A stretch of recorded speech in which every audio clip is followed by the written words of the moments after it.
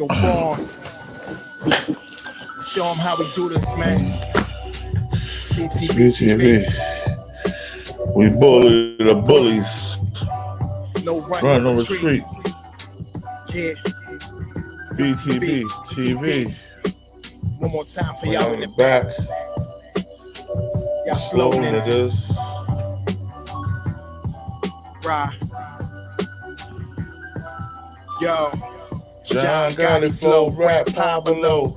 Escobar status, rap game Corleone. I can show you how you lay back and watch your pockets grow. Stay away from devious women, end up like Papa Smoke. Y'all wake up every day twitching like, yo, I gotta post. I wake up every day mission, it's $1 million notes. Dominoes, bodies drop, rot stink like halitosis. Broadway, man, if you know, then you know. I came for everything they said I couldn't have, got that and then some, and then some. My ones on overload, say y'all overdose. Your rappers in the tight squeeze and that clutch like Cobra rope. The okie doke, we don't go for that. All stroke, another tale from the street, death and horror flow. The projects like a ghost try and haunt your soul. Another tale from the street, homicide the folks who want to play to them guns scream adios. Another tale from the street, black mafia. So Don Corleone mixed with Al Capone. Another tale from the street, like an opera show. These kids be acting to their life movie, curtain closed. Nowadays your foes will plot you wearing Malcolm X hats, 666, the devil on his shoulder won the death match. Reminiscing when more street ninjas was off the hook, chasing D's up off the block, torn and running, get the force, blood on pavement. He's 12 years old and he tough to play with. He don't go to playgrounds, that's his fiends who want their veins stick. We can't miss, we can hit the target with our hands behind our back, our eyes closed and half brainless. Don't play with us. Another tale from the street, death and horror flow. The projects like a ghost try and haunt your soul. Another tale from the street, homicide the foe who want to play to them guns scream adios. Another tale from the street, black mafia. So Don mixed with Al Capone. Another tale from the street, like an opera show. These kids be acting to they like movie, curtain closed. Yeah, Btbtv. It's the movement, man. Yo, Born. You're born, let's get him. Let's get him. Kaz, we up in here, man. Hood famous.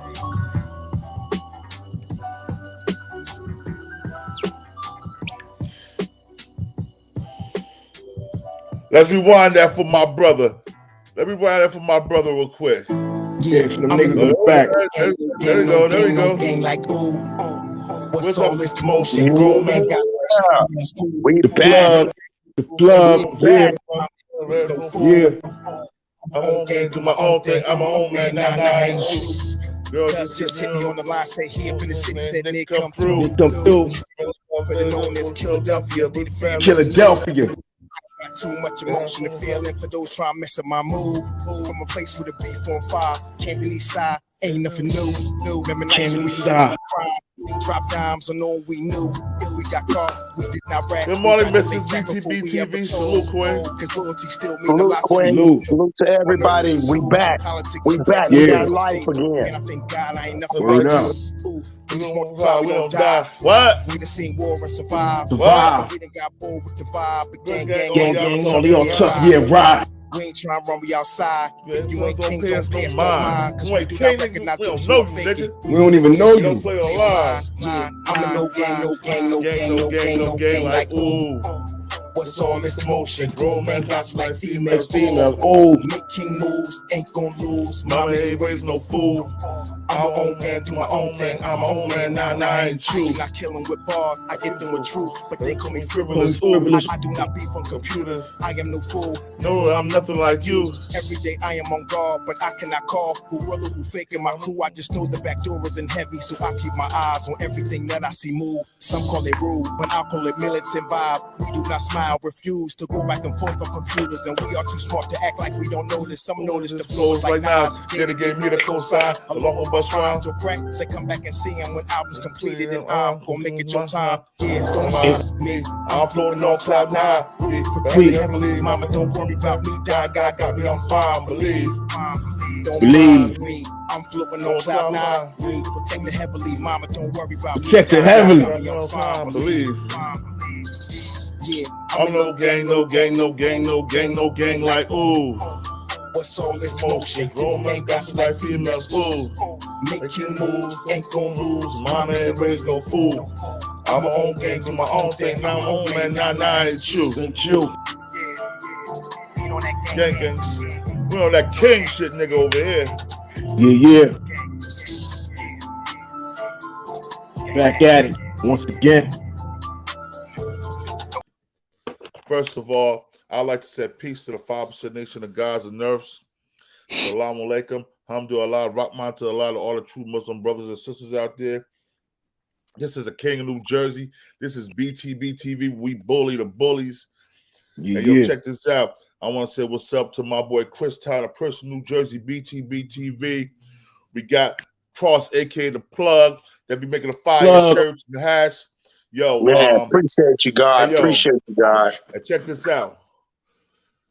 We ain't no blood or no Crips. We doing our own thing. Btbtv that started his own gang. Like, nigga, what? What? Yo, check this out. Now, we just got some late breaking news. I'm about to share this with y'all real quick before I go into the regular video. You know what I'm saying? The regular videos. This is Can you echo in a little bit? I'm echoing? Yeah. Hold on. I'm echoing. Hold on. Let me see something. I'm echoing. Let me fix this. Let me fix this. Hold up. Settings. Audio. I'm still echoing. No, you good. Yeah, you hear an echo? Nah, it's good now. You hear echo? No, Hold on, good. All right. Check this out. We're about to go into this video. We're gonna let y'all see this news. Nah, you still echoing, bro. I'm still echoing. Yeah. I'm echoing across. Yeah, see, I don't hear anything. I don't know. Did y'all hear from? I don't hear an echo. It's Me like neither. real slight. Okay, well if y'all good, they might be just me. Oh Yeah, just come out, Prince. Oh, you know what? In. I'm inside of the I had my YouTube open. Oh, okay. Oh, word. That's what it is. Yeah, there we Shut go. your YouTube down. All right. Yeah, we good. Yeah. In the Fair use. rapper Takeoff, a member of the popular group Migos. 2 days after his murder here in Houston, the medical examiner officially ruling his death a homicide. And this is all coming, Rashi, as the new video shows a possible person of interest who police are now looking for. Fox 26's Sherman DeSalle continuing our coverage tonight. Yeah, this new video obtained by TMZ does not show who fired the fatal shot, but it does show Takeoff in a crowd of people where there could have been multiple guns. It also shows how quickly violence can escalate. Who fired the shots that killed global rap star Takeoff is still a mystery tonight, but new video shows someone police are interested in talking to. TMZ released footage that shows an unidentified man standing near rappers Quavo and Takeoff with a gun in his pocket. This was while Quavo got into an argument with someone over a dice game. It wasn't a dice game. Then you can see that same gun drawn, and you hear gunshots. Still can't tell who fired the first shot, but we know after that first shot, there were roughly 10 more shots. Police say they are aware of this video, and this unidentified man is a person of interest. There's also speculation that multiple guns were fired. TMZ executive producer Charles Ladebaudiere says that they anticipated more people to send information that could help police figure out what happened early Tuesday at 810 Billiards and Bowling. A private party had already ended that night with at least 40 people in attendance. Migos' record label, Quality Control Music, and its CEO, Pierre Thomas, released statements in regards to the shooting. Part of it reads, quote, "Senseless violence and a stray bullet has taken another life from this world, and we are devastated. Let me read this real quick. Please respect his family." Let me read this real quick for y'all, because, you know, we got to do that Fair Use Act right here. That's right. All right. Hip hop is dead, though, AP. You right about that. Disclaimer, y'all. This content is for the sole purpose to educate and inform, and it is not intended to offend, press any views or agenda towards anyone. Some video may be subject to copyright disclaimer under Section 107 of the Copyright Act of 1976. Allowances is made for fair use for purpose such as criticism, comments, news, reporting, teaching, education, scholarship, and research. Fair use is permitted by copyright statute and is not infringement of copyright. Let's get back to it. Family and friends, as we all continue to process this monumental loss. Fans also share their grief for a recording artist that left a lasting impression. Traumatic things, tragic things AP happen West, to them. salute. Their fans feel it also, and I've certainly seen plenty of Wax that Dog in the being building, poured salute. out. Salute. First of all, let me say something real quick before we get really started. Yo, everybody, we all hear J Prince telling niggas to check in when they come in. He said, check in, check in, check in. Why would I check in if you can't protect me? Mm-hmm. That's supposed to be the sole purpose of a person checking into somebody. Everybody was mad at NBA Youngboy because NBA Youngboy wild out and told him to eat a dick. Now they see what he was talking about. When I was living in Houston, I knew I met J Prince. I knew who J Prince was. We was in the same areas, the same places, the same clubs, the same bars. You know what I'm saying? I hung with the trauma unit in Houston, Texas. Even before I started bodyguard for Pimp C, I was hanging with the trauma unit out there. And yo, I'm gonna tell y'all something. Only certain sides of Houston respect J Prince. Yeah, that's what I heard. I heard that he don't got the same as he would in the north than he would in the south. He don't got the same. Yeah, he from the south side. The north side do not mess with J Prince. I lived in the north side. I lived in Bama, North Houston. And they don't fuck with him on the north side. That's what Slim thugging on him from. And I'm gonna tell you something, man. We about to get into this. I'm about to get into this with y'all, man. Hold on 1 second. My apologies. Let me see.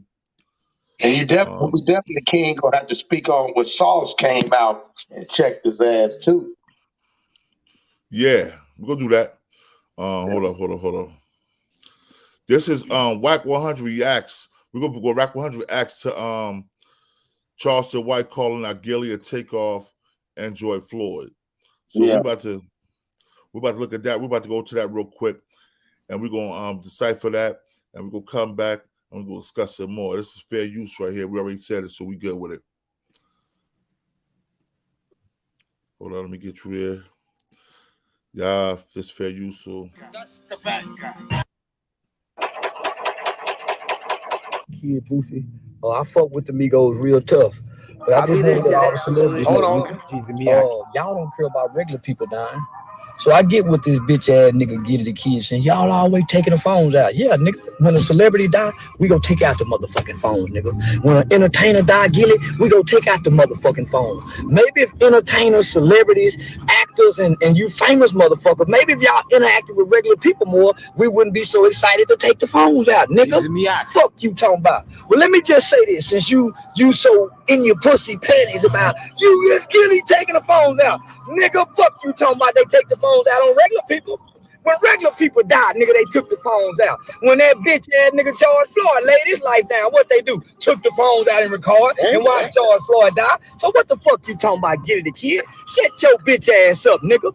None of you niggas up top. None of you niggas up top give a fuck about when somebody die at the bottom. So why the fuck the people at the bottom should give a fuck about when you niggas die at the top? Make it make sense at the top, people. Make it make sense. Y'all don't care about when we die. Name one regular person that died in your city, get it a kid. Boosie. Name one regular person that done died, nigga, in the back of that obituary. I don't know them names. So who give a fuck if we find a celebrity dead on the ground and we pull out the phones, nigga? We don't give a fuck about their family. They don't give a fuck about ours. You're celebrities. It's called the haves and the have-nots. We are not together. The haves and the have-nots are not together. We are divided. Y'all are not with us at the top, and we are not with y'all at the bottom. We are so far divided from one another, brother. Fuck you, talking about, nigga. And I just want to let y'all know, Y'all don't show this much concern when an old black woman is killed, when an old black baby is killed. It's only when a rapper, or actor, or entertainer is killed. But when a regular Smo Joe dies, y'all don't even mumble a word, not even a black child. So fuck how y'all feel, my nigga. Fuck how y'all feel. All this shit go away by Christmas. Y'all won't even be mentioning Takeoff by Christmas. Y'all don't even mention P&B no more. So nigga, this just another one bites the dust. Pay attention to the dash. Pay attention to the dash. Don't stay focused on the death date. It don't mean nothing. The dash mean everything. Hey, y'all said y'all agree with that shit? So the only thing I don't agree with is crazy. Because Kanye just said that a nigga knee wasn't on his neck like that. He called George Floyd a bitch ass nigga. They still ain't. Right. Like it's weird, right? That part is crazy because just this morning I said, I swear to God, just this morning I said, well, now that Takeoff has died, they gonna stop talking about Ye. That's just how it works. He ain't lying about that. Nigga, it's only this topic until the next thing happens. That's some truth. Bitch got my phone. You know, so the last 2 days, right? He's been minimum Ye. Nothing on Ye. Just That like that is. barely. He right about that. He right about that. He right about that. He got his words mixed up when he said, we ain't with you at the top. You ain't with us at the bottom. Miyake. You know. But you know, at the end of the day, and I keep telling everybody, people are only gonna talk about what people want to talk about. Don't nobody want to talk about the lady at the church who been in the community 70 years, had a heart attack. They just not gonna talk about it. It's not gonna happen. So that's life. That's how this shit works. Exactly. But that George Floyd shit, I don't agree with that. Yeah, why you call him a bitch? That was weird. I'm like, what? Because I think, I'm gonna be real, I don't fuck with dude. I think dude gets caught up in his excitement. Nigga, he just be saying shit. I bet. Hey, one thing I'm gonna say, right? Wack 100 is the same way. He's the same way as Charleston White, but he don't have no education behind the shit. He don't have no type of righteousness. Right. You know what I'm saying? But he's the same antagonist, just like Charles White. You know what I'm saying? So when he says something, you gotta take it with a grain of salt. You know what I'm saying? But I want y'all to hear. He did say one thing that I agree with. I want y'all to hear this one thing he said that I did agree with. It's in this other. This is his other one, man. Wack 100 mob ties. Hold on. Well, I don't like One Eye Willie. You already know that, Ken. Yeah. But I think he was talking a little bit of sense right there, man. Nobody don't care about the little man at all.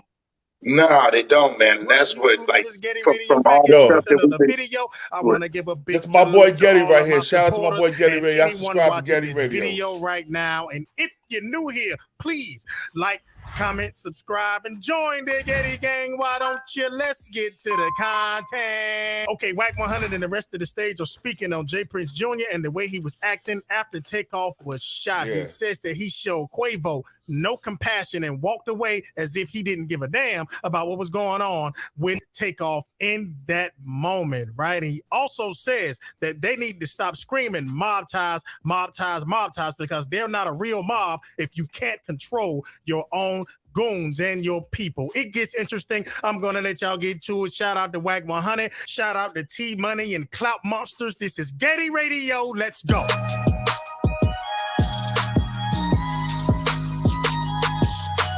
Yo, we back, y'all. We back. Been 2 weeks, but we back.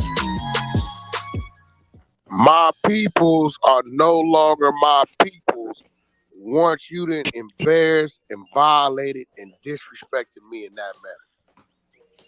You're no longer my people. This is why I agree with him right here.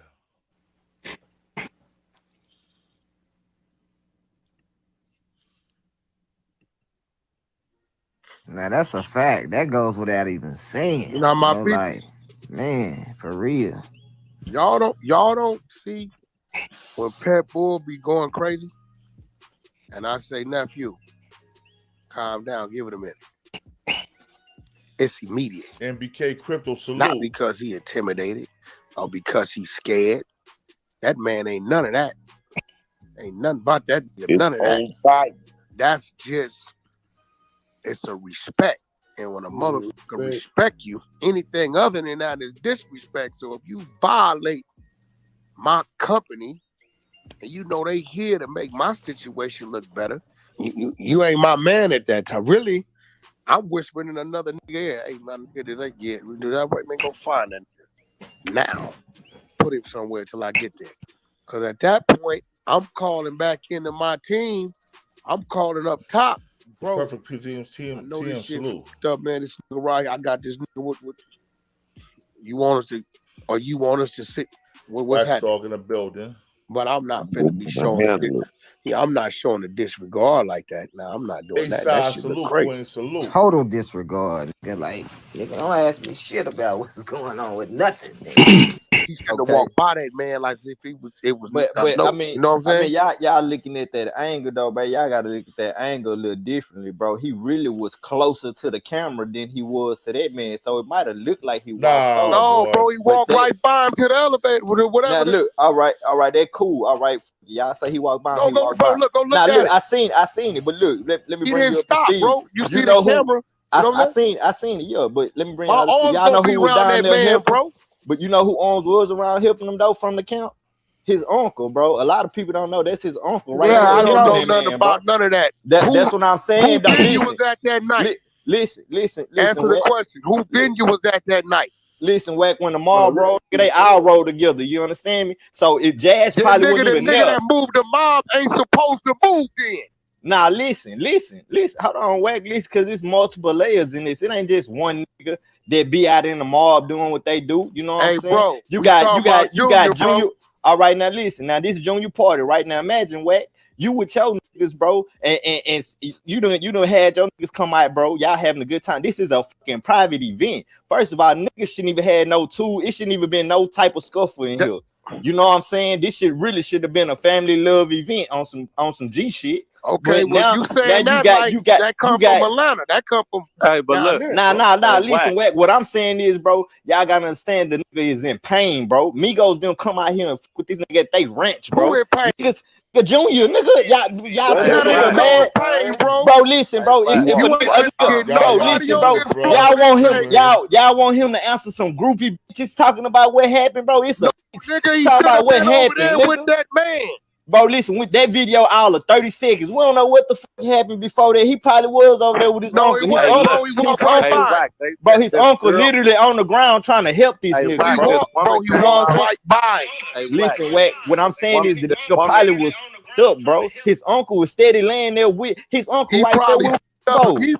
What you think Quavo is? We know Quavo fucked up. That ain't nothing to be asked. Okay, so why wouldn't you be right there with this man, making sure nothing else happen, and that this man is all right, bro? Wack, that shit was over with. Ain't nothing about to happen. Everybody gone. It looked like nobody from Migos camp was even there no more, bro. But Quavo. I ain't seen nobody from Migos camp but Quavo. You worked hard. Now I got my bad, John. My bad. And your medical bills are being denied. It don't matter, nigga. They was there. Like that. Nigga, why not? Y'all from Atlanta with these. You gonna leave your partner on the ground, Wack? You ain't leaving none of your niggas there after that. Mob time shit, nigga. Like, don't run it. Somebody need to mute up. You messing bro, with the audio. It ain't nothing about it. They not gonna treat they guests like that, bro. If you in a fucked up situation where your camera got into it another nigga, bro, you finna be mad than a motherfucker, bro. Hey, bro, how old are you? I'm 31, bro, and I don't know what you talking about. But my squad wouldn't have moved, bro. We gonna be right there with that man, bro. That man was fucked up. I'm not walking by him. Okay, well, let me ask you this. Bro. If that was your man, would you have left? Is make sure I'm clean. Hey, bro, whoop. My nigga, whoop. I'm standing, nigga. Even if he throw me off of me, I ain't moving, I do understand what Wack 100 is saying. If J Prince Jr. had any kind of compassion for what was going on in the moment, he wouldn't have walked away. Now, that's Wack 100's perspective, because they're talking about a video that surfaced where J Prince Jr. just walked right past the dead body of Takeoff. I haven't seen the video. As I said, I don't want to see Takeoff's dead body, but what they're saying is he had no compassion, and he told somebody who asked him a question, don't ask him a damn thing about the situation. And they're saying this looks like he's indifferent to what happened. He don't care. And they're trying to say in a roundabout way that if he was acting that way, he might have known it was going to go down, or he may have played a part in it. I have to say allegedly here, but they're saying he had no compassion at all. And Wack 100 is saying if that happened under his watch, there would have been some care shown to Quavo in that moment, and he would have stood right by his side. I can agree with that right there, man. You don't leave a man. Let's talk about that right there now. Check this out. If Prince and Cross are with me, and we in my hood, we in the Wick, we chilling. Faith, Samaritan, Peace, Queen. If they in my hood, we chilling. It's gonna be no way that I'm gonna allow anything to happen to me. If anything does happen, I'm gonna stay there, right, and make sure that everybody else is all right that came with them, because y'all in my protection. Y'all under my protection right now. Facts. So that's why I said when J Prince come out with this, and Jaz Prince and J Prince Jr. they all come out with this check-in shit. When Wack 100 and them punk ass niggas come out with that check-in shit,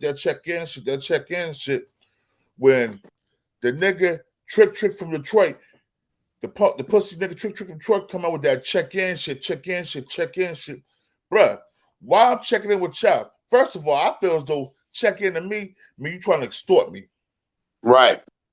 Or to the point where a nigga can be set up, because if you checking in, you know my movement. Right. That's right. So I ain't never been a fan of that. I mean, if you got some solid niggas, if you got some 100 niggas from that city, them niggas ain't gonna tell you to check in. It's called, what up with you, nigga? I'm in town. What you doing, nigga? I'm just with my girl. Nigga, pull up on me. That's what that is. Not no. I'm gonna tell you. Yeah, let me tell you some funny shit. Well, I'm gonna tell you. Big Gene Deal. Salute to Gene Deal, the Raw Deal. Y'all go cop his new book. But Gene Deal was telling me. Shout out to Gene. Shout out to Gene. Gene was telling me one time. He was like, when Biggie and them when they was on the West Coast before Biggie got killed, Snoop Dogg kept calling Biggie, asking where he was at, and Biggie was telling Gene like, this nigga in Miami, why we didn't know where I'm at? Like he was trying to line him up. He didn't trust Snoop. He didn't rock with Snoop. So he stayed to himself. He didn't tell Snoop where he was at. That's that check-in shit right there. Where you at? Oh, da-da-da. You in Miami, that's where I'm at. Why you want to know where I'm at for? Who you trying to send for me? Who you trying to send at me? You know I had a motherfucker tell me that the other day, boy, was like, yo, so where you at now? You still live? I said, shit, you on the West Coast? Nah, I'm in the South. Shit, where you at? Nigga, I'm where I'm supposed to be. Why you calling asking me where I'm at? Well, no, I'm thinking about coming to fuck with you. Man, you ain't fucking with me because you don't even know where I live at. Fuck is you talking about? Check this out. Timothy Moore. Just because you check in don't mean that other people around them not going to violate. Right. Yeah, them broke niggas too now. Yeah, everybody, individual niggas, especially broke niggas, got their own set of way of looking at shit. You can be around, man, you around nigga with all this jewelry on, and I'm a broke nigga, I ain't got no money. I'm just a tag along. Nah, man, you steal food. Don't forget, Timothy, food is food. You can eat food anyway. Especially in the streets. And the streets are starving right now. Streets are hungry. And J Prince and niggas are not feeding them niggas. Them mob type niggas are some sucker ass niggas. First of all, Jaz Prince should have squashed that argument from the rip. Yeah. Like, yo, shut the fuck up. Don't say nothing. Yeah. Shut up. Don't say nothing. You my little homies. You listen to what I say. But see, let's go back to Born. The problem is he was never brought in under our cloth. He used his daddy cloth to get anywhere. Hold up. His daddy didn't even have a cloth. His daddy used his brother's cloth. Well, I know, Jazz. I know that. But what I'm saying, think about this. J Prince ain't no search. He be walking. That's why when he be talking, it's like he overcompensate when he be trying to talk all suave. Yeah, you know, it's like this. Nigga, ain't nothing you surround yourself around killers in order, because you know you can give them little trinkets, right? That's what I'm saying. Yeah. Like he ain't known for, if J Prince ain't pulling out. That's one thing niggas say about my that nigga goes wherever by himself. J Prince, you ain't never seen this nigga without at least 100, 200 people with him. Like, come on, bro. Like, some of this shit these niggas be doing, man, these big ass goddamn chains, nigga, all that shit is your daddy and your brother's shit, your uncle shit. Shit ain't got nothing to do with you. Nothing. Right. Yeah. Then we talk about that, right? J Prince, I'm gonna tell you, when one of his mob tie artists got robbed in New York, J Prince basically ratted niggas out to get the chain back. Yeah, he did. People forgot about that. Yeah. When that J Prince told. Yeah, that YG, whoever the fuck one of them little boys was, the YSL, whatever. Yeah, YFN motherfuckers, and he fucked around and he got whooped. And matter of fact, here's the thing. He made that big old with the music in the back, the drum rolls and all that weird shit. Nigga, you supposed to pull up. If you the big homie, where's the other big homies? Nigga, you got the money. You supposed to take a flight out there and be like, I'm walking around and I'm looking for my chain. My nigga, this shit is so, now what the happen is, because of social media and because you can see shit in real time ain't lining up with our time, with theirs. See what I'm saying? He walk around portraying this big old gangster, but you'll never see him around the people. Ain't no food drives. He ain't employed nobody, as far as he might have gave people a job, but I'm saying to affect the community. That's why he don't get the respect he got. And then the funny thing is this: what they doing is when you left, bruh, you supposed to stay there. That's your man. He was with you. You was whipping around your car through projects and everything that day, right before y'all went to the party. So he get killed. You walk out and leave? Yeah. That's some sucker shit. Crazy. That almost sound like, to the point, it could have been some envious and hate involved too. And maybe his brother was showing. It could have been a setup. It could have been a setup. Yeah. I won't put that past them, the J Prince and them niggas. It could have been a setup. You see how they did NBA Youngboy had somebody breaking his house? And they talk about, I got your car. NBA Youngboy said, I paid cash for my car. They gave me 2 sets. Keep them fucking keys. Yeah. Niggas ain't gonna eat off me, man. I could have $1 billion. If I want to go somewhere, they one mistake was, I'm gonna tell the Migos, one mistake was they didn't bring their own security.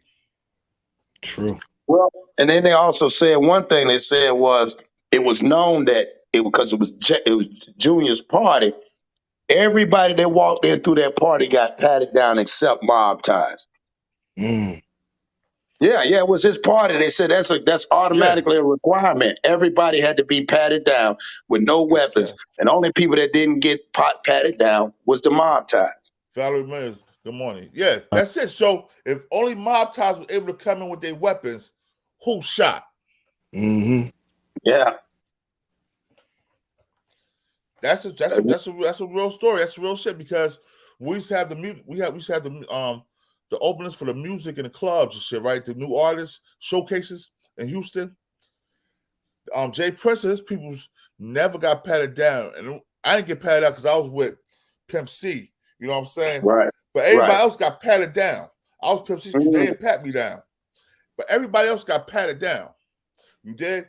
So if even the artists get patted down too. Yeah, man. Damn. I pat the artists down. Yo, when the VIP, the artists come in before you get in VIP, I pat them down, dog. I didn't know that. No weapon. Yeah, I pat, man.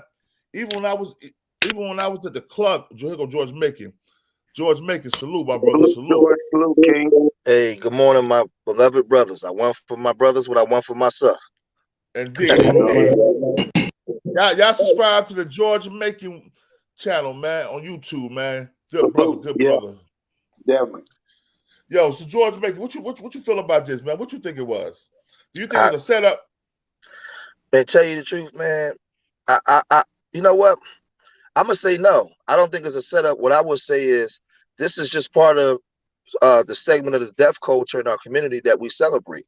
Our community celebrate. Like when you get black men together like this within that atmosphere, what's promoted within that deaf culture, anything can happen. Like just think about it, right? When we was growing up back in the day, I mean, you know, I remember packing a Mac 11 or a Tech 9 under my bubble goose, and when I walked outside, I had I wish a nigga would mentality. I couldn't wait for a nigga to look wrong or pop off so I can pop off. That's how our people, that's how we go around each other. We did it. They did it in Philly, Newark, New York. They did it in LA. And this generation now, which is our children, we pass this down to them. Like, you know, when guys out there, we strapped amongst each other, man. We rap about killing each other. Culture in the community is about that. So it don't have to be a setup. It's already a setup. The community is a setup. So anything can happen at any given time, man. And see, what happens is because we're older and we live through it, we think of consequences now. When we was young, we didn't think about none of that shit. We just couldn't wait for something to pop off. Right. It's the mentality, bro. It's a deaf culture. Because like I just told my wife, I said it's not the music.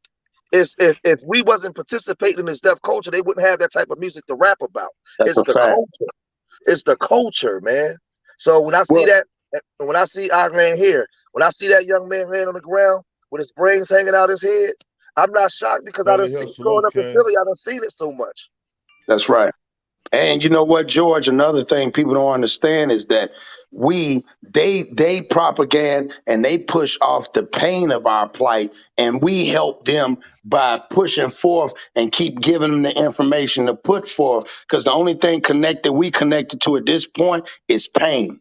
Pain is the only thing connected to us, whether it be funerals bringing each other together, whether people talking about shit in the song where it's pushing and propagating this pain and this death thing, like you said. And then it got to the point where it become a normalcy and nothing should be normal. Like you say, if you got a problem with it, and I don't give a fuck how much money is it, you need to tell your kid, look here, you can't rap about that. There's other people that you're going to influence.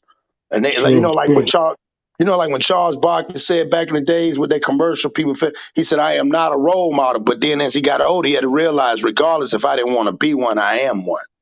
I'm about to get off of here. I'm about to get off of here right now. But I just want to say, that's the reason I do what I do with my music, bro.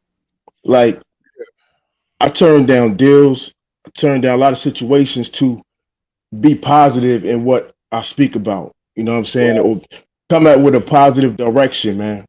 So I understand that it's a lot, man. The music is a major part to why we die, man. And like my brother was saying, but that just amps up the culture of where it's coming from. But the music got to change, man. This music got to change, bro. It got to, because you're going to get the energy that you put out. Facts. What energy you put out is going to come back. It might not come back to you today, might not come back to you tomorrow, but it's going to come back to you somehow. Right. All right, my brothers. My son. Love y'all, brothers. Yeah, I'll talk to you later. Yeah, my son just turned 15, right? Yesterday. If he was to come on here now, he'll tell you. If you ask him what kind of music you listen to. He called I trained him. He called it God music. That's all he listened to. He listened to reggae, and he listened to old school. I got him listening to Poor Righteous Teachers, King's Son. Poor Righteous Teachers, definitely. Poor Righteous Teachers. That's what I'm talking about. Yeah, he's been trained at 15. He call it God music. If it ain't uplifting the consciousness, he can't listen to it. So like I said, and if he do listen to something that got like something that got a message to it. So, but that's why we listen to reggae, and we listen to old school hip hop, and some of the new school guys that's about it's God music. It's uplifting, and we have to train our people. So this is the thing, right? Community activists in the cities across, and the so-called rappers, the black rappers, right? The Jay-Z's and all them. This is my thing. Yeah. Forget the white folks. This is our community. When do we come out and draw a line in the sand? But then this is where you find out, like Farrakhan said, because I got an old video where Farrakhan said this about 15 years ago. He warned us. He said they're gonna come after your music because remember, out of our pain and frustration, there was a civil movement in the 40s and 50s that we used to weaponize it against the white man. There was a Black Power movement based off of our trauma. We created something to weaponize our pain against them. What they did was recalibrate after they killed off our leaders and incarcerated our leaders, and you got a generation of lost young men, they conditioned us to use our pain to kill each other. That's so it. We don't know our history. We don't know who Medgar Evers was. We don't know Barbara Johns, Fannie Lou Hamer. We don't know. When we see that was weaponizing our pain against them. Now we weaponizing our pain against each other. And the people, a lot of these people that's in position that can stand out and say something and get these young guys, they silent. So that's how you know who your traitors are. No, you're absolutely right. And like you say in the music, think about this. Just one phrase back in that day shifted a whole culture. And all they did was walk down the street. This is what we understand how powerful our voice is.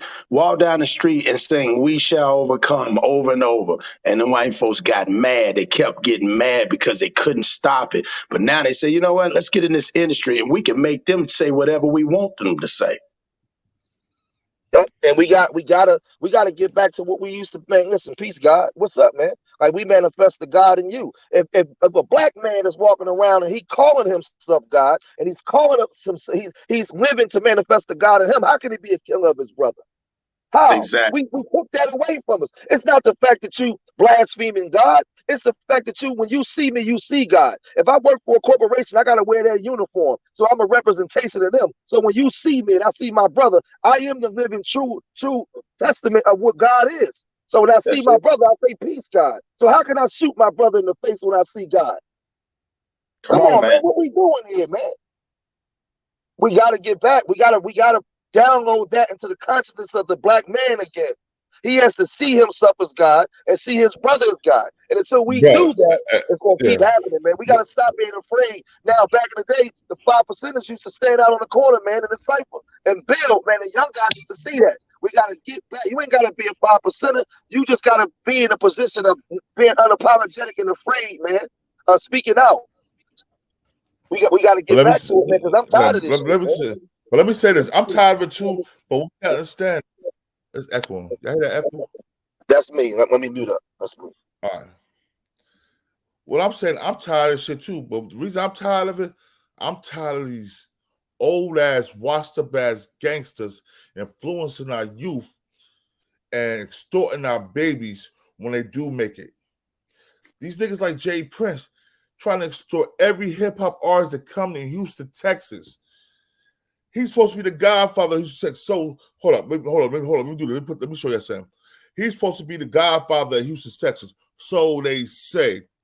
But I know when I was in Houston, Texas, he had the south side, but the north side didn't rock with him. So how you going to say, then at the party, the only people that was allowed at the party was guns, was the mob ties. Everybody else was being patted down. So how is it that they fought? SJ, you bring a person, you bring a group that they're supposed to be more peoples. You bring them there, and you said they don't need security, they safe because y'all mob ties. You J Prince, you J Prince, you Jazz Prince, they safe. So when the shit happens, what y'all do? You walk past his dead body, walk past Quavo, walk towards the elevator saying, "Don't ask me shit. I don't got shit to say," and leave. Leave him laying in his own blood.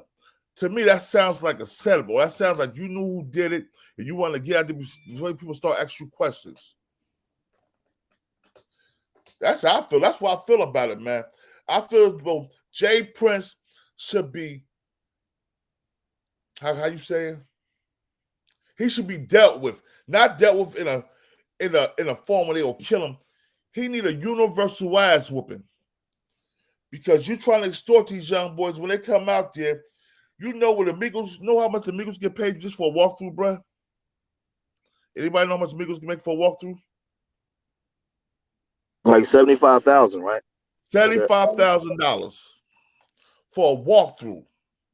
And they come in there, and y'all ain't paid them, they did it for free, they did it on strength. So they should have been safe.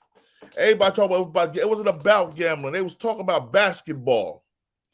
And he's arguing about basketball. And Quavo said, I heard it myself. Quavo said, yo, I'm about to leave out before we have to hurt somebody. And when he said that, he went to walk away, somebody sucker punched him in the back of the head, and then gunshots went off. Oh, that's what. Oh, so somebody swung on him first. Yeah, he was leaving. He was trying to leave. Yeah. Yeah, he was trying to, and here's the sad part about all that is, if did nobody look at that blueprint, the way and this is a representation. This is what I look at, and this is what we done got at to the point of looking at the industry, and then you're looking at us on the ground, and that's how they do it. They walk right past him like he was just another number. I don't give a fuck. Everybody in there should have stopped. When we get to the point where, like George said, you shoot a black man, call yourself a god, and you shoot me. Nobody shows compassion. It's only the people that was around. Nobody said, hey, lock the doors. Jay Prince walks by. And that's where how the God in this whole situation, like you said, universal ass whipping should be. Nigga, you don't even know how to handle yourself as a man. You ain't got no compassion. You just looked at them niggas like something, almost to the point where, nigga, I'm glad it happened. Yeah, I don't give a fuck what no. Huh? No, I'm saying, yeah, we've abandoned any form of love or compassion for each other because, like I said, I got to keep saying it. We've abandoned, like we had stuff in the 70s, but we had shame. We still had love and compassion because we still knew who God was. Even when Big Mama was alive, she took our black asses to church, bro. Yeah. We still had some sense of compassion for each other, man. Oh, that's gone, man. And we got to do something about it. We got to do something about it, man. Yeah, I want you to hear this. I want you to hear this real quick. Y'all tell me what y'all think. After the finish play, I want y'all to let me know what y'all think about it. Hey, also, before you hit that, don't forget now the message, and see if you can find it. The text message was Jay Prince Jr. said, I woke up to hearing what happened. I don't know if nobody noticed that. He posted that same morning. I woke up to it. You didn't wake up to it, Junior. You was there. See, it's a lot of weird shit. Yeah, but he put out a tweet, text message, and said that.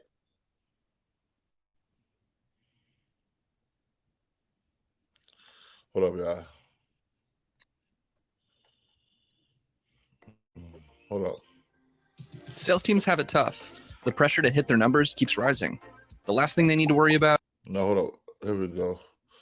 Hold on, I gotta find it. I gotta find it again. Parts off, yeah. My bad. Shit, I made a mistake at pressing. I wasn't supposed to press.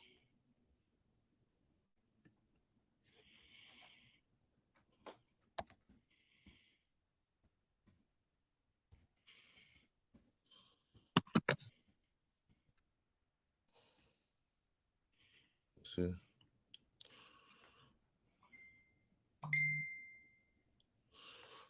Oh, let me see right here. Yeah, Wack 100.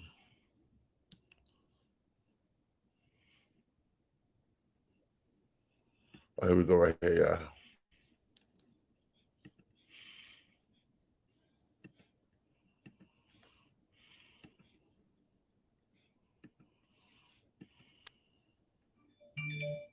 The fuck is this? Jaz and Miyake.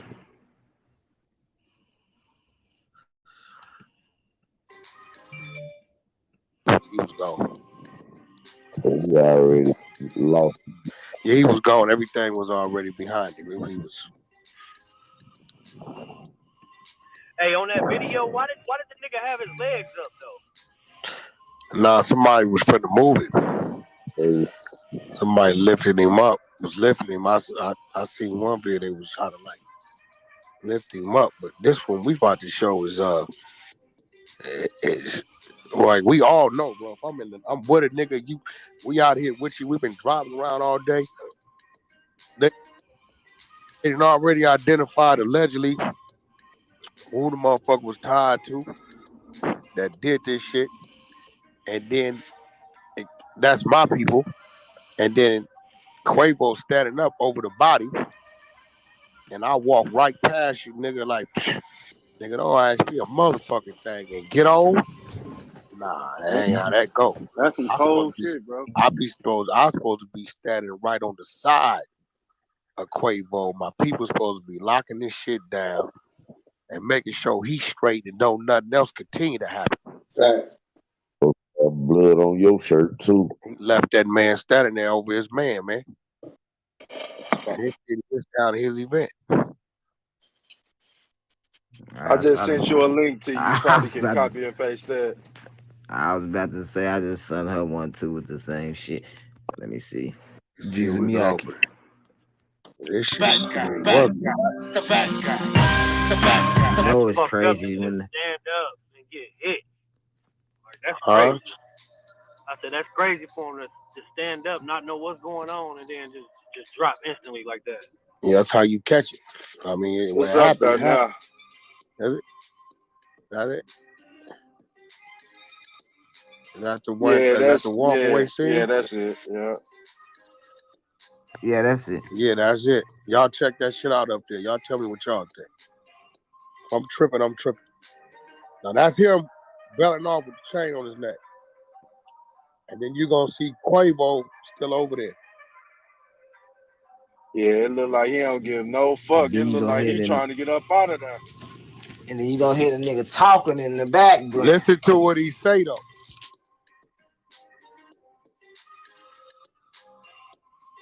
On the bell out. You want me to play it? Yep. Can you play it? Yep. Go ahead. You getting good at this shit, Kimmy. Keep smoking that weed, girl. I'll fuck with you. Roll up another one. I'm sick of y'all. Check this out. We're in Clout Monsters. What up, Kimmy? We're in Clout Monsters. Take the diamond pop in here. Pull her. He had something to do with it, but your people's had something You to hear do the words out of his mouth. Don't ask me no questions about nothing. Now I'm That gonna tell made you me right believe- now. My peoples are no longer my peoples. Once you done embarrassed and violated and disrespected me in that manner. Jesus You're no longer Miyake. my peoples. Now that's a fact. That goes without even saying. You're not my But, peoples. like, man, for real. Y'all don't see when Pet Bull be going crazy, and I say, nephew, calm down, give it a minute. It's immediate. Not because he intimidated or because he's scared. That man ain't none of that. Ain't nothing about that nigga. It's None of that. old fight. That's just, it's a respect. And when a motherfucker respect you, right? Anything other than that is disrespect. So if you violate my company, and you know they here to make my situation look better, man, them little niggas charge a nigga $75,000. Hold on, pause yourself real quick. 1 second. I want to ask somebody. Santana Fernandez. I talked to Esso. I'm gonna actually have him on my show by next week. I'm gonna interview him. He gonna let everybody know what really happened. So y'all be waiting for that. Esso from Matt Fafa show. I should be interviewing next week. Me and him been kicking him for the last couple of days. So y'all prepare for that interview. Respect. Hold up, let me go back. They gonna play on site. They going to war. Watch this. I'm gonna take nigga. I'm gonna show you, nigga. I know what they charge to come out. They out there, nigga, on some love shit. Y'all see Diamond pop in here, pull her up. This a female, okay, Queen. Nigga. Good look. I know she appreciate it. dropped the bag off. They charge $75,000, nigga, for an hour to come there and drink free liquor. Diamond up there. No, not that Diamond. Uh-uh. The Diamond y'all been seeing Oh, on. yeah. She said she got over. What she say? She got 2,000. Yeah. Oh shit. Y'all see Diamond pop in here, pull her up. This a female, nigga. I know she dropped the bag off. They charge $75,000, nigga, for an hour to come there and drink free liquor. Diamond up there. No, not that Diamond. The Diamond y'all been Pretty seeing. girl trap. She Salute, said she got Queen. over. Peace. What she say? She got Thanks for 2,000. stopping by. We gonna get our business. We gonna get our show popping, Queen. She ain't lying. She don't give a fuck about it either. Morning, Queen. That's my homegirl, Pretty Love Girl of Trap. We about to do some shows together. You ain't my man at that time. Really, I'm whispering in another nigga ear. Hey, my nigga, did that? Yeah, we do that Jesus way. Man, go Miyake. find that nigga now. Put him somewhere till I get there. Because at that point, I'm calling back into my team. I'm calling up top, bro. I know this shit fucked up, man. This nigga right here, I got this nigga with you want us to, or you want us to sit? What's happening? Josh Trap. Peace, But Almighty. I'm not finna be showing. Yeah, I'm not showing the disregard like that. No, I'm not doing that. That shit look crazy. Total disregard, nigga. Like, nigga, don't ask me shit about what's going on with nothing, nigga. Y'all hit that like button. Y'all hit that like button. Nigga, like that was just another nigga subscribe, dead and on the share. street. You seen that? Man, that was some snake shit, bro. Yeah, his body language is definitely fucked up. But King, like, I'm glad you in there, King John. You can always.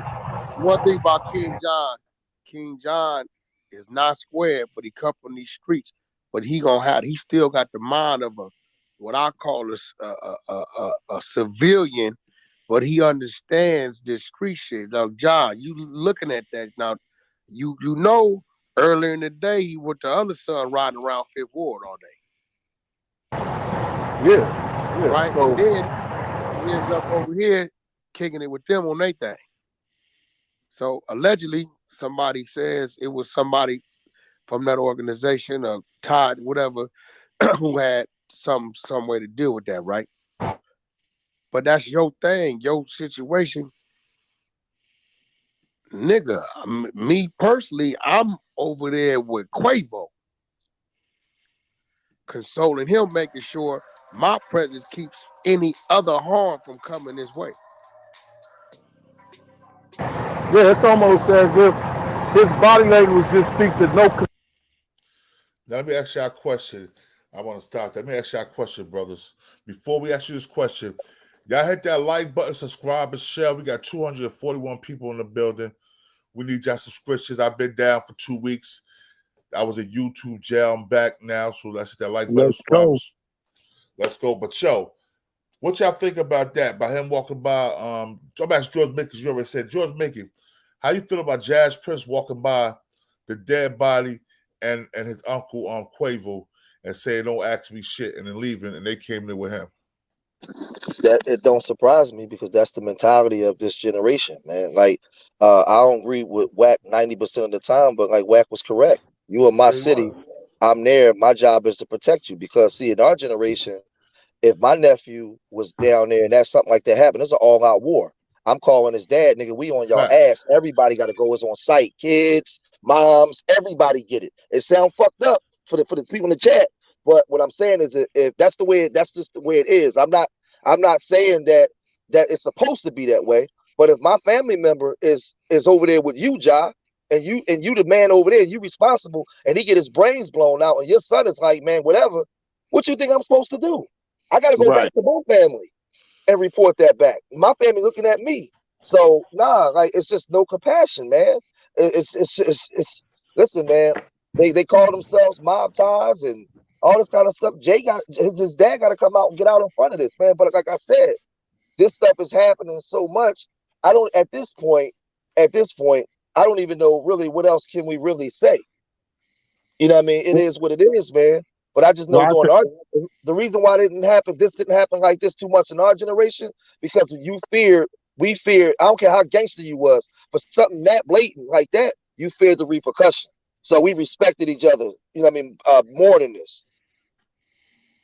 No, you're right. And I think too, look at the pattern of hell. Just 2 weeks ago, we were talking about Duke the Jeweler being there with them, but with the Boosie situation. Now think about it. Every time the last month and a half, when something dealing with somebody and money, this nigga is around. That's what I'm saying. Like, I wouldn't have never even went. If I'd have been like, nah, bro, I'm good, man, just bad shit. And even 2 times said something told him to go. He said, but he just had it in his feeling like, man, I don't need to be going to that shit. Peace, Ja. Peace to God. Yo, Ja, let me ask you a question, Ja. Now, Jaz Prince, he walked past Takeoff when he was lying in, and Quavo was holding his cousin crying. And Jaz Prince just walked past and told them niggas, don't ask me shit. If that was just son and your nephew, and they said that shit, and he's the one that's supposed to have to protect it today and need no security, they went there and did a walkthrough for free for him when they charged $75,000. Hey, Phil, I'll be right back. I gotta jump off for a minute. I'll be right back. All right. What would you do to J Prince? You know the rule. You already know the rule. Like first of all, hold on, pause up, JG. It wasn't Junior. Yeah. He was with Junior earlier. It was with Jazz Right, he was with Prince he Junior. was with. Yeah, he was with Jazz. He was with Junior earlier, right around the projects. He was chilling with Jazz though. They first of all, they made themselves a target of, the target anyway. Word is born. Coming to that city like that. You got to remember that J Prince, bro, the father, he's older than me. So he's about 50, between 52 and 54. No, J Prince about 60, yo. The father about 60. He older than me. I know he older than me because I was 60. younger than him. Yeah, I know he in his 50s, bro, or probably 60. But he's not him no more.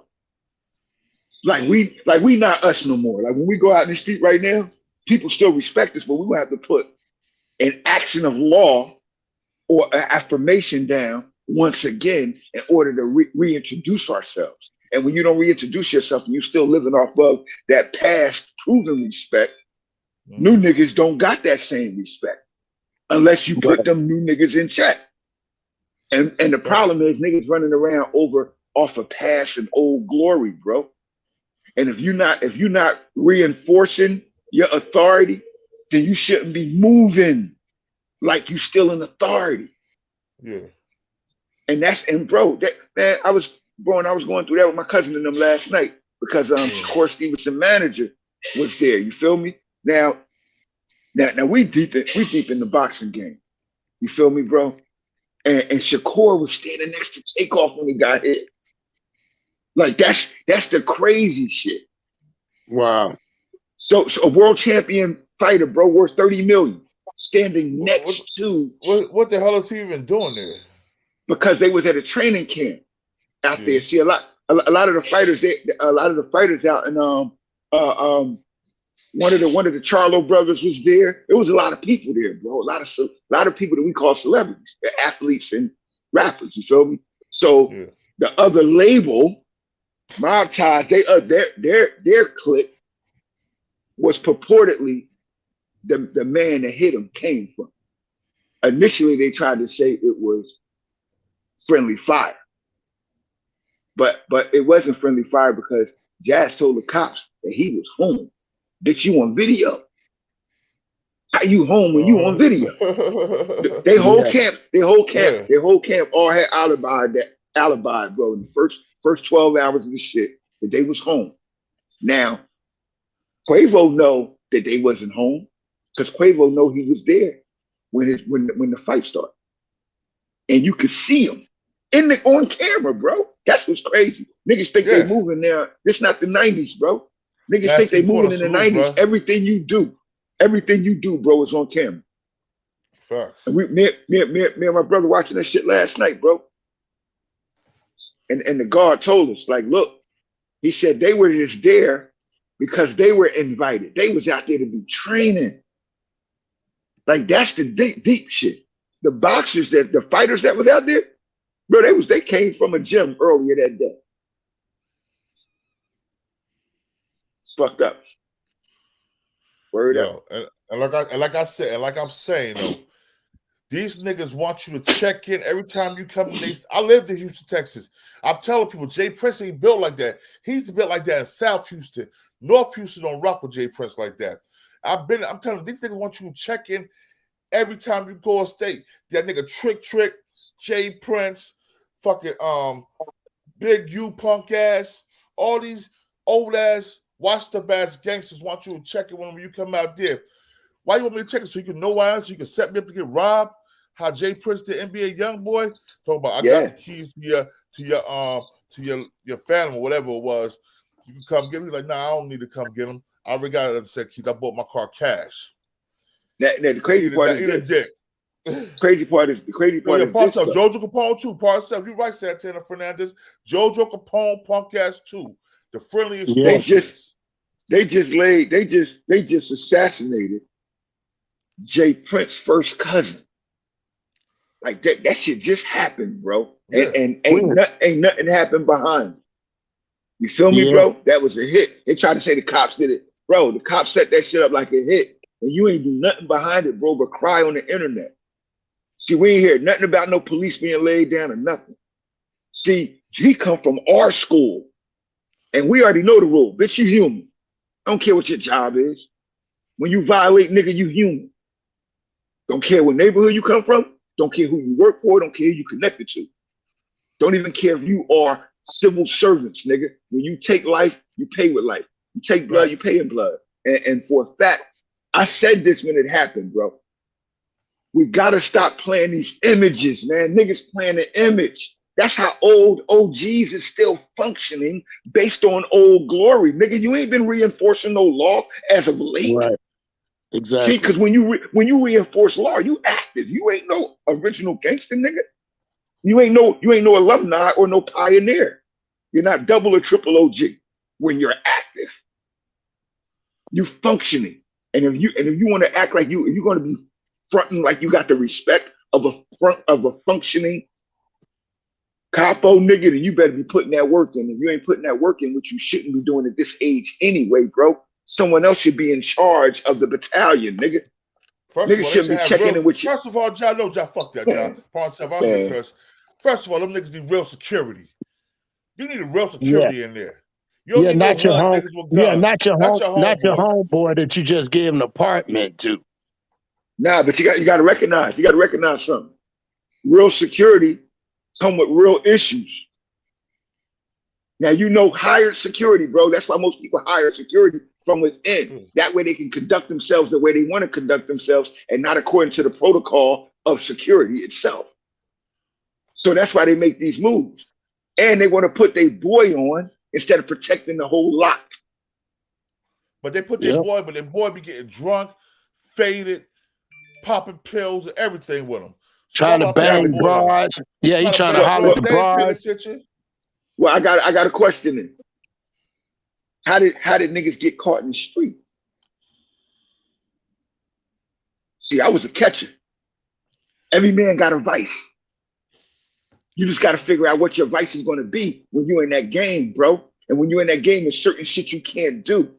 I went to prison, bro, for a nigga that sat there and did everything with us and sat on the stand and told. So I understand. I made that choice. That was my vice, to allow a nigga like that in my circle. Yeah. So everybody to get caught out there in this game, you got a vice. You just got to choose which one is going to be your vice. Some niggas' vice is camaraderie. Some niggas' vice is distrust. Alcohol, John, drug of choice. John, hold on one second. Yo, we ain't saying no more till we get at least 150 more subscribers and likes. It's 451 people in here. Come on, y'all, let's go. But we got to look at the real shakers, man. The real shakers and movers in this game. Like all of these, like quality control, all of the new labels, bro. They being shaped and formed and influenced by other people. And the same people that put the same conglomerate or generation of labels that came before these guys is the same people that got the hidden hand in what's going on now. Like I said, bro, there's no way in hell, bro, you worth damn near 100 million and nigga ain't got a quarter billion dollar life insurance policy on it. That's just good. That's just good business. That's just good business. So we got to look at who's behind the whole shit, bro. And we already know. They can't explain my brother. Yeah, you better believe Quality Control Music got a big ass insurance policy out on his ass. Man, shit. Man, but we don't even understand how music functions, how money functions in the music industry. I was just on, before we got on last night, bro, I was on a financial podcast from a Philosophy of Rich Dad, Poor Dad. My boy that's a professor at Brown University brought me on this Clubhouse joint, podcast.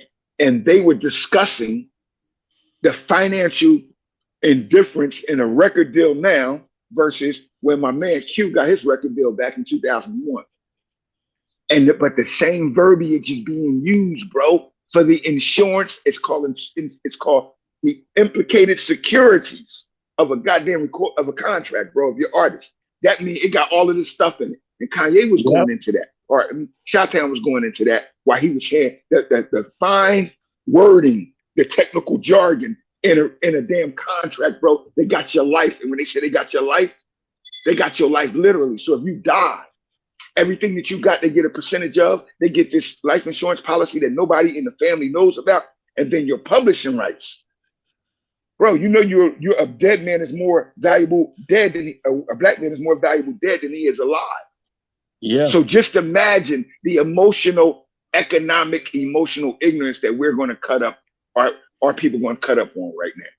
See, just look at everybody's catalog. How much they were like Tupac. Tupac was not worth that much, bro, when he was alive. But when he died, they went in. Elvis still making 20, 30 million a year. He been gone 40 some years. You feel me? So it's different, bro. This is a business. Like I just told my man last night, bro, this is a business.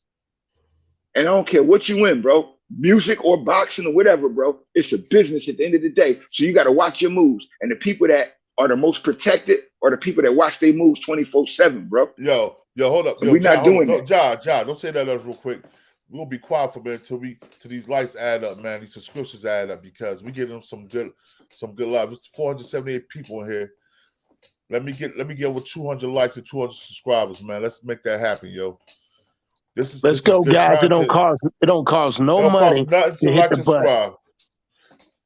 Hit come the right button. back in, man. Because I haven't been on 2 weeks, and we lit right now. We got this whole shit popping. We give y'all nothing but truth.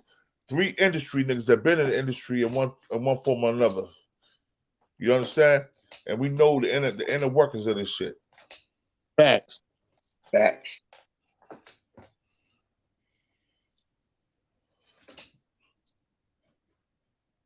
Oh, Big E in the building. Hold up. What it do? Salute, fellas. Peace, Big E. Peace. Salute. Hey, look, real quick. I'm gonna just say, Born. Everything y'all talking about, this is what Kanye been saying. Once you peel back all the layers, he was saying that it's a hidden hand running this.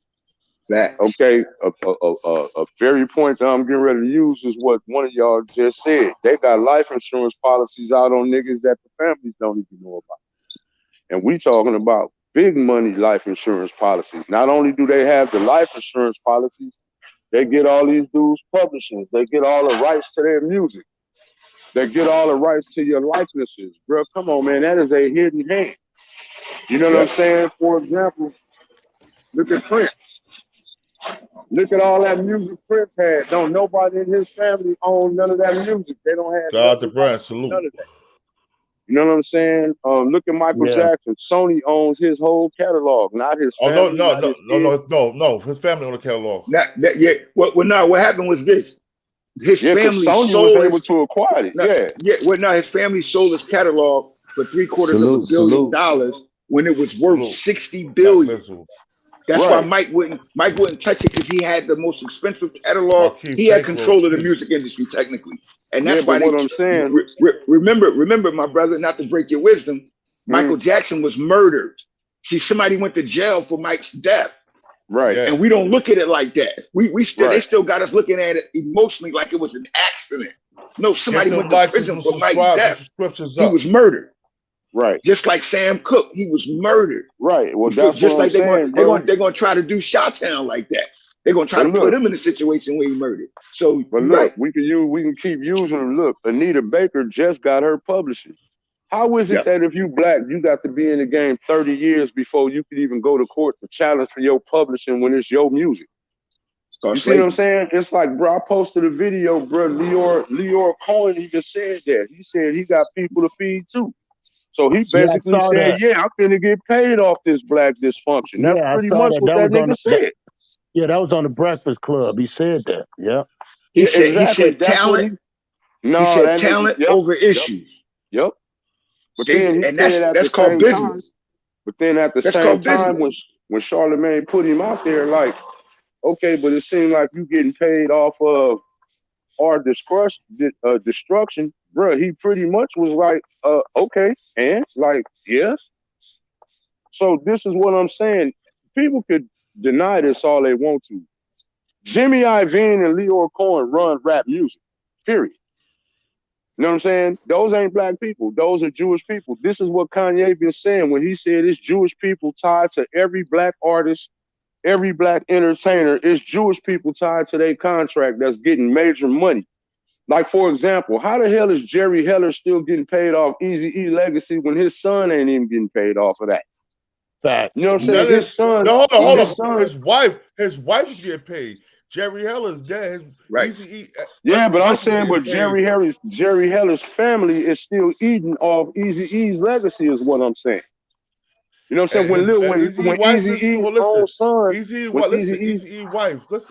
wife don't even take care of the other kids. She don't give them niggas nothing. Them niggas are in a hood still. All his kids outside his wife's kids in the hood still. So we gotta check her too. Yeah, that's what I'm saying. Yeah, Man. Wasn't Eazy-E's wife messing with Jerry Heller? Like they had some type of man. agreement? She got in bed. Basically, she got in bed with Jerry Heller to keep his kids and everything from what's rightfully their inheritance. Lil Easy done did several interviews, but they wouldn't even let him play Eazy-E straight out of Compton. But they let Ice Cube, they let Lil Ice Cube be Lil Ice Cube. So why Eazy son couldn't be Lil Easy? He looked just like his ass. But everybody else is getting paid off of us. You see what I'm saying? And it's like, years ago I understand dudes was just trying to get out there. But it ain't like that no more. You know what I'm saying? They are literally telling you we're getting paid. Like, Jalen Rose said something the other day. Black sports is the only sports where you have to feed the system before you should get paid. Like, let's say if you're a college athlete and you go to college, you put in 4 years without getting paid, but they literally made hundreds of millions of dollars off you. Look at how they did Reggie Bush. They got millions, they got hundreds of millions off Reggie Bush, and then when they found out that he was getting money too, under the table, what they want to do, take his Heisman, his accolades off. But wait a minute, y'all cats was getting hundreds of millions of dollars off this guy. And then, in basketball, you see what I'm saying? It's the same thing in basketball. You got to look at all that money they made off, say, like the old Duke basketball teams. Look at all the money they made off them old UNLV teams and Larry Johnson, Stacey Augman, Greg Ackles, Anderson Hunt. Them dudes was going to back-to-back championships, beating everything in college, but couldn't get a dime off of their labor. You see what I'm saying? And then if they find out somebody even bought you a Happy Meal, they can kick you off the team. So you see, it's all about keeping us economically enslaved. That's what it all comes down to. Look at the record deals a lot of old artists get. A lot of artists, they talking about they fell off. No, they didn't fall off. They were the victims of bad record deals.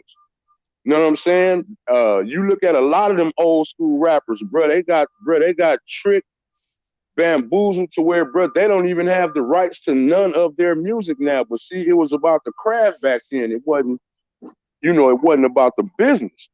Once rappers started getting business minded, it's like, goddamn, these so-called, this hidden hand, these Jewish cats literally been screwing us every which way you can ever since blacks been in entertainment. Really look at it. Blacks don't get the money, the movie roles, the acclaim. Ain't that what Monique been talking about? Monique, you know what I'm saying? She been like, no, I need all mine. Look at how they blackballed Dave Chappelle because they couldn't keep getting paid. See, once you know game, hold on 1 second. They getting ready to make you seem like you crazy. Neighborhood.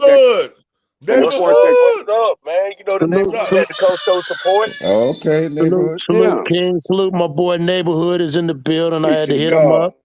Yeah, man, I'm saying, look, even with boxers, even if you go to boxing, look at all the black boxers who done got screwed out their money. Bro, Joe Louis died a crackhead. Muhammad Ali didn't die with no money.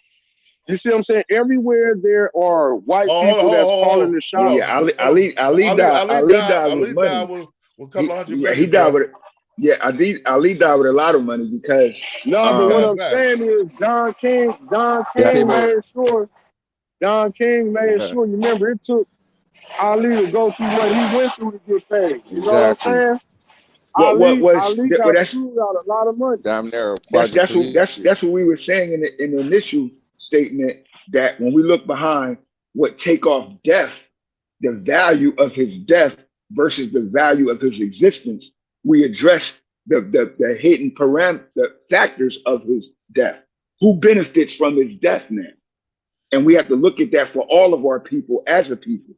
And that's our issue of discussing how we as black men and women are going to start taking responsibility for ourselves and being accountable for these so-called bad dealings by preventing them from happening again. And we have to do that with the culture of being unapologetically Black, meaning that everything that's about us, for us, by us must come first with us. And we change all of that shit because it's what we know they doing it, but we ain't doing shit about it. And that's our next activity as men and women in our community. We got to start doing stuff about it. That's why Ye decided I got to do something about it. And while he doing something about it with his power, we should be doing something about it at our level of power, which is direct influence of giving experience to those that don't know so it don't happen again. We need to start saying never again. Yeah, so yo, neighborhood, what you gotta say about that neighborhood? Because you out there in Texas right now, brother? Yeah, I'm in Texas right now. So tell me, Dallas. Tell me what you think about Jaz Prince walking past, leaving old boy laying there dead, and Quavo, and talking about don't ask some shit, just leaving, and then making an alibi saying he wasn't there and it was his party. Dang, he said all that? Yeah. Yeah, that nigga's a cornball, bitch ass nigga. Dang, it's deep, bro. Because I mean, in the South, honestly, you know what I'm saying, we don't really be moving like that with each other. Like if something happens, we nigga just gonna be like, oh shit, I ain't got nothing to do with it, type stuff. You know what I'm saying? Especially if you there, everybody kind of connected in some type of way. If we all at the same event, especially in a dice game, you ain't really gonna have no. Yo, hold up, it wasn't even bro. It wasn't even a dice game, bro. They was arguing about basketball. Yeah, that's what I'm hearing now. But I'm just saying, like, if it's a dice game with money like that involved, you ain't really gonna have no strangers around. So it's kind of awkward to me to see that he did that. You know what I'm saying? And just walked it off and then didn't put no interest in it. Like he wasn't even there.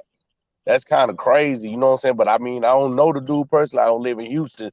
I heard the stories, but I mean, you know what I'm saying? Allegedly, you know what I'm saying? Certain things.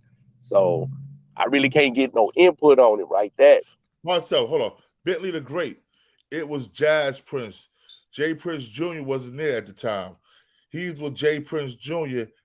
early before the party. That was Jaz Prince that was in the party. Yeah, that's supposed to be his manager, right? Huh? It's Jaz is his manager, right? Now Jaz Prince ain't the Migos manager. That's okay. That's J Prince. That's J Prince's other son. Yeah, I know who he is. Yeah. Dang, that's crazy. I don't know why Jaz Prince acting like he a little gangster. You know what I'm saying? You just J Prince's son. You just better cool your ass out. You know what I'm saying? Like, but see, that's why that shit happened. These guys are born into money. Like, you know. That's why that happened. That's why that shit happened. See, you said the answer right there. That's why that shit happened. Yep. We running around here on image without integrity, man. Integrity is earned. Niggas put work in to get the respect. Respect is that's what you value yourself on, or your self-respect. The integrity of self. What? Yo, why everybody saying it was J Prince Jr., not Jaz Prince, that walked away? Yeah, that's what I'm telling you. It was they saying that it was Junior that walked past there. Junior was the one, but then he came back later. And if you go and look, he put a tweet up or whatever the fuck you call it, Instagram, and he said, I just woke up and I woke up to hearing that. And they was like, well, how the fuck did you wake up to hearing that? It was your party. It was your party. You called him to come to kick it with him. The party was set. You know what I'm saying? They came to come fuck with Junior. Jaz just really was like the guide or whatever you want to call it. You know what I'm saying? For that night. But no, it was Junior's party. Yo, but just think, man, who in the fucks with a guest of J Prince in Houston? If it's really like that, like who does that? You get what I'm saying, bro? And was told that everybody else was patted down as they came into the event, or when they all got together. The only one that was not patted down was the Mob Ties clique. Right. What I'm saying is just the next level to it. You feel me? Like without a doubt. Like you're not doing that, bro, in Houston. Well, put it this way: if you in my city, bro, hold on. You're not doing that, bro. Yo, let me say something real quick. Oh, Jaz left. It was Junior. I don't care what brother was. It's still one of the princes, and they should have handled that shit properly. I don't care if you're on parole. So what, you're on parole. It doesn't matter if you're on parole. If that's your man, you stay with your man until you figure out what's going on, unless you have something to do with it. Well, I'm gonna say this, and in neighborhood might know. See if you can pull this up. Act pulled it up, right? Like DJ Academics pulled up who he thought the person of interest could be. Now, when I looked in the car, if you see them in that drop top, the dude that they saying, yeah, he pulled up too. If you look at his hat, you know what I'm saying? I'm a politician. You got a Seattle Mariners hat on, bro. So I already know the reason why ain't nobody saying they might be afraid of the fact that he rocking that hat, because they said he was the one with the hat, the black shirt. Because like I said, he got a Mariners hat on. So I'm just going to keep it like that. You know, if you understand politics. But if you go to that video of him all in the car, Quavo Takeoff, Quavo's in the front seat of the car. They said, my man just pulled up. He in the back seat behind Quavo. They said that's the dude that they claim allegedly is the person of interest. But Cross, look, do the knowledge, my brothers. They was riding around in the 5th Ward all day. Ain't nobody do nothing like that. Hold on. There's been no aggression, no arguments, none of that stuff. Now you get there, these niggas they really supposed to be your security because you in they town. Then the nigga get your hand out of my pocket. What happened to all that checking in? See? Right. You back in? What happened to all that? Right. Like, that's what I'm saying, man. If you checked in, you in, right? Yeah. Oh yeah. If you checked in, you got the authority to move around when you check in, bro. And nobody is supposed to do what? Anybody supposed to touch you? Hey, Santana said something deep. Pin that. What is that? I gotta find him. He's got mad comments in there going fast. Hold up. I know you probably got it. Man, Santana said something deep. What she said was, don't forget, he's still on parole. He's on parole when Duke the Jeweler got killed. Ain't that crazy? Facts. But listen, hold up. Duke the Jeweler come out there and get murdered or robbed, whatever. People say he got robbed. They say the chick that was with him said he had a bag of jewelry and a bag of money because he was selling pieces. You know what I'm saying? He was out there.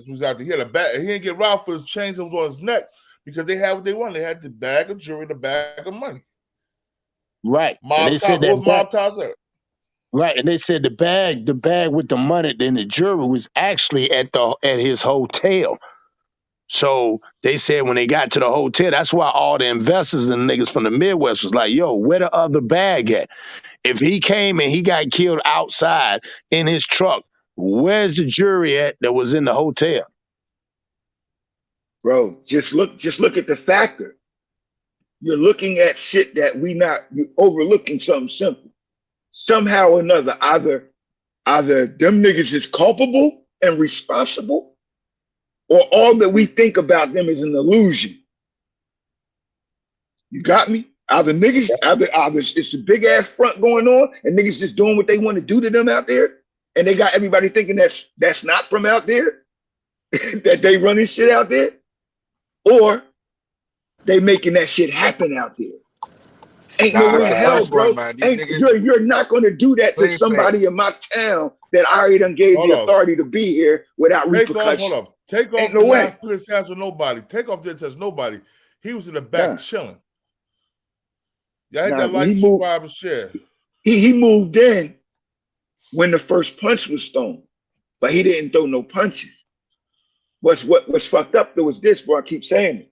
Like we keep acting like if J Prince and them really who they are, bro, why would somebody do that without their permission? That's my point. That's a fact. I see what you're saying. Why would somebody like who like bro? Like we done lived in these streets our life, bro. You're not coming around here doing none of that. You're not being with me, living in my city, doing none of that when I done told you that they supposed to have straight stoplight. Nigga, don't fuck with them at all. They with us. If they with us, that means you touched them, you touched us. And when you touch us, that's a bigger problem. So who would do that without permission? Unless it was a call made. Yeah, man, without permission, bro. And you already know. Just look at the fight. The fight happened on some bullshit. He was telling the man, look, I ain't gonna argue about no basketball shit. Get me? Yeah. Get your hand out my pocket. You know what that's reminiscent to? That's the decoy. Yeah. The decoy. Now, yeah, the decoy, get your hand out my pocket. Now he dead. See? Who benefit?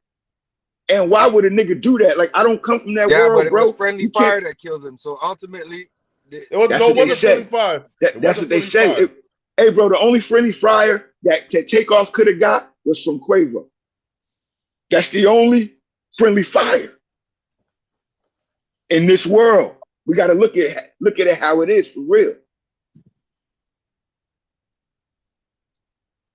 They said he ain't bust no gun. Was there? Migos Bass, who's that? That's Takeoff brother? That Migos, I think that was the dude that was in the back. He was in the back. That's Takeoff brother, Migos Bands. That's Takeoff brother, or that's Takeoff brother, Migos Bands, I think. I don't know. Hey, look, and from a person that was there, bro, a lot of niggas had guns. He said niggas pulled out guns simultaneously. You feel me? So you don't know who was shooting what and how, but you know a lot of people had guns because even in the video you can hear the other guns going off simultaneously.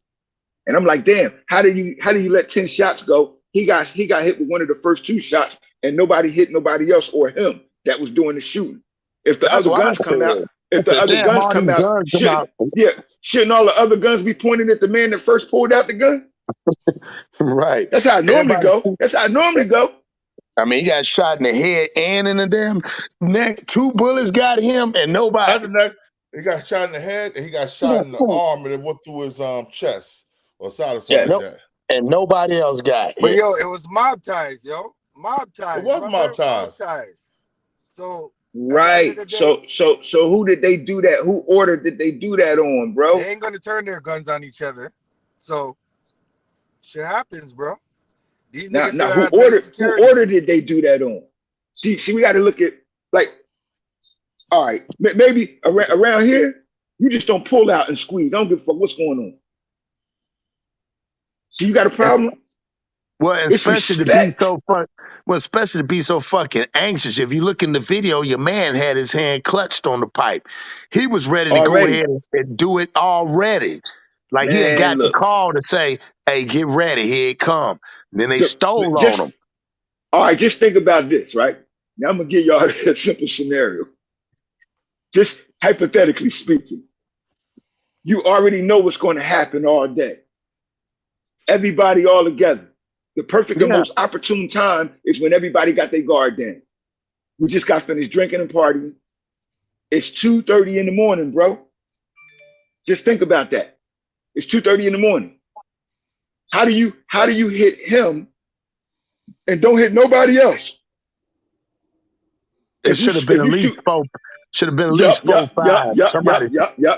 And what should have been was if you was really trying to get at the nigga that was fighting with Quavo, he really should have been hit. Even after you hit Quavo should have been hit because if you really trying to, you would have hawked him down. No, that nigga that Quavo was fighting. You understand what I'm saying? If you were supposed to be there, like if they say it's friendly fire, you're firing in defense. Yeah, you're firing in defense of your mans, but you hit your mans by mistake, right? Right. If you hit your mans by mistake, you still gonna keep firing to get the nigga that your man was initially fighting with. That's how it go in gun fights, bro. So I'm like, why don't we accept or look at the other perspective that's factual according to the evidence? Certain people didn't have a panic with them, bro. Look at that video. Every time I look at it, certain people didn't have a natural reaction, a natural panic with them. Meaning it was already predetermined in their mind that this was going to happen. Well, my thing is, hold up. Let's say Quavo was the intended target. Quavo tried to leave when he sensed danger, but the altercation happened. Yep. Yeah. Get your hand out of my pocket. Good morning. When he said, yo, I ain't arguing with you about no basketball.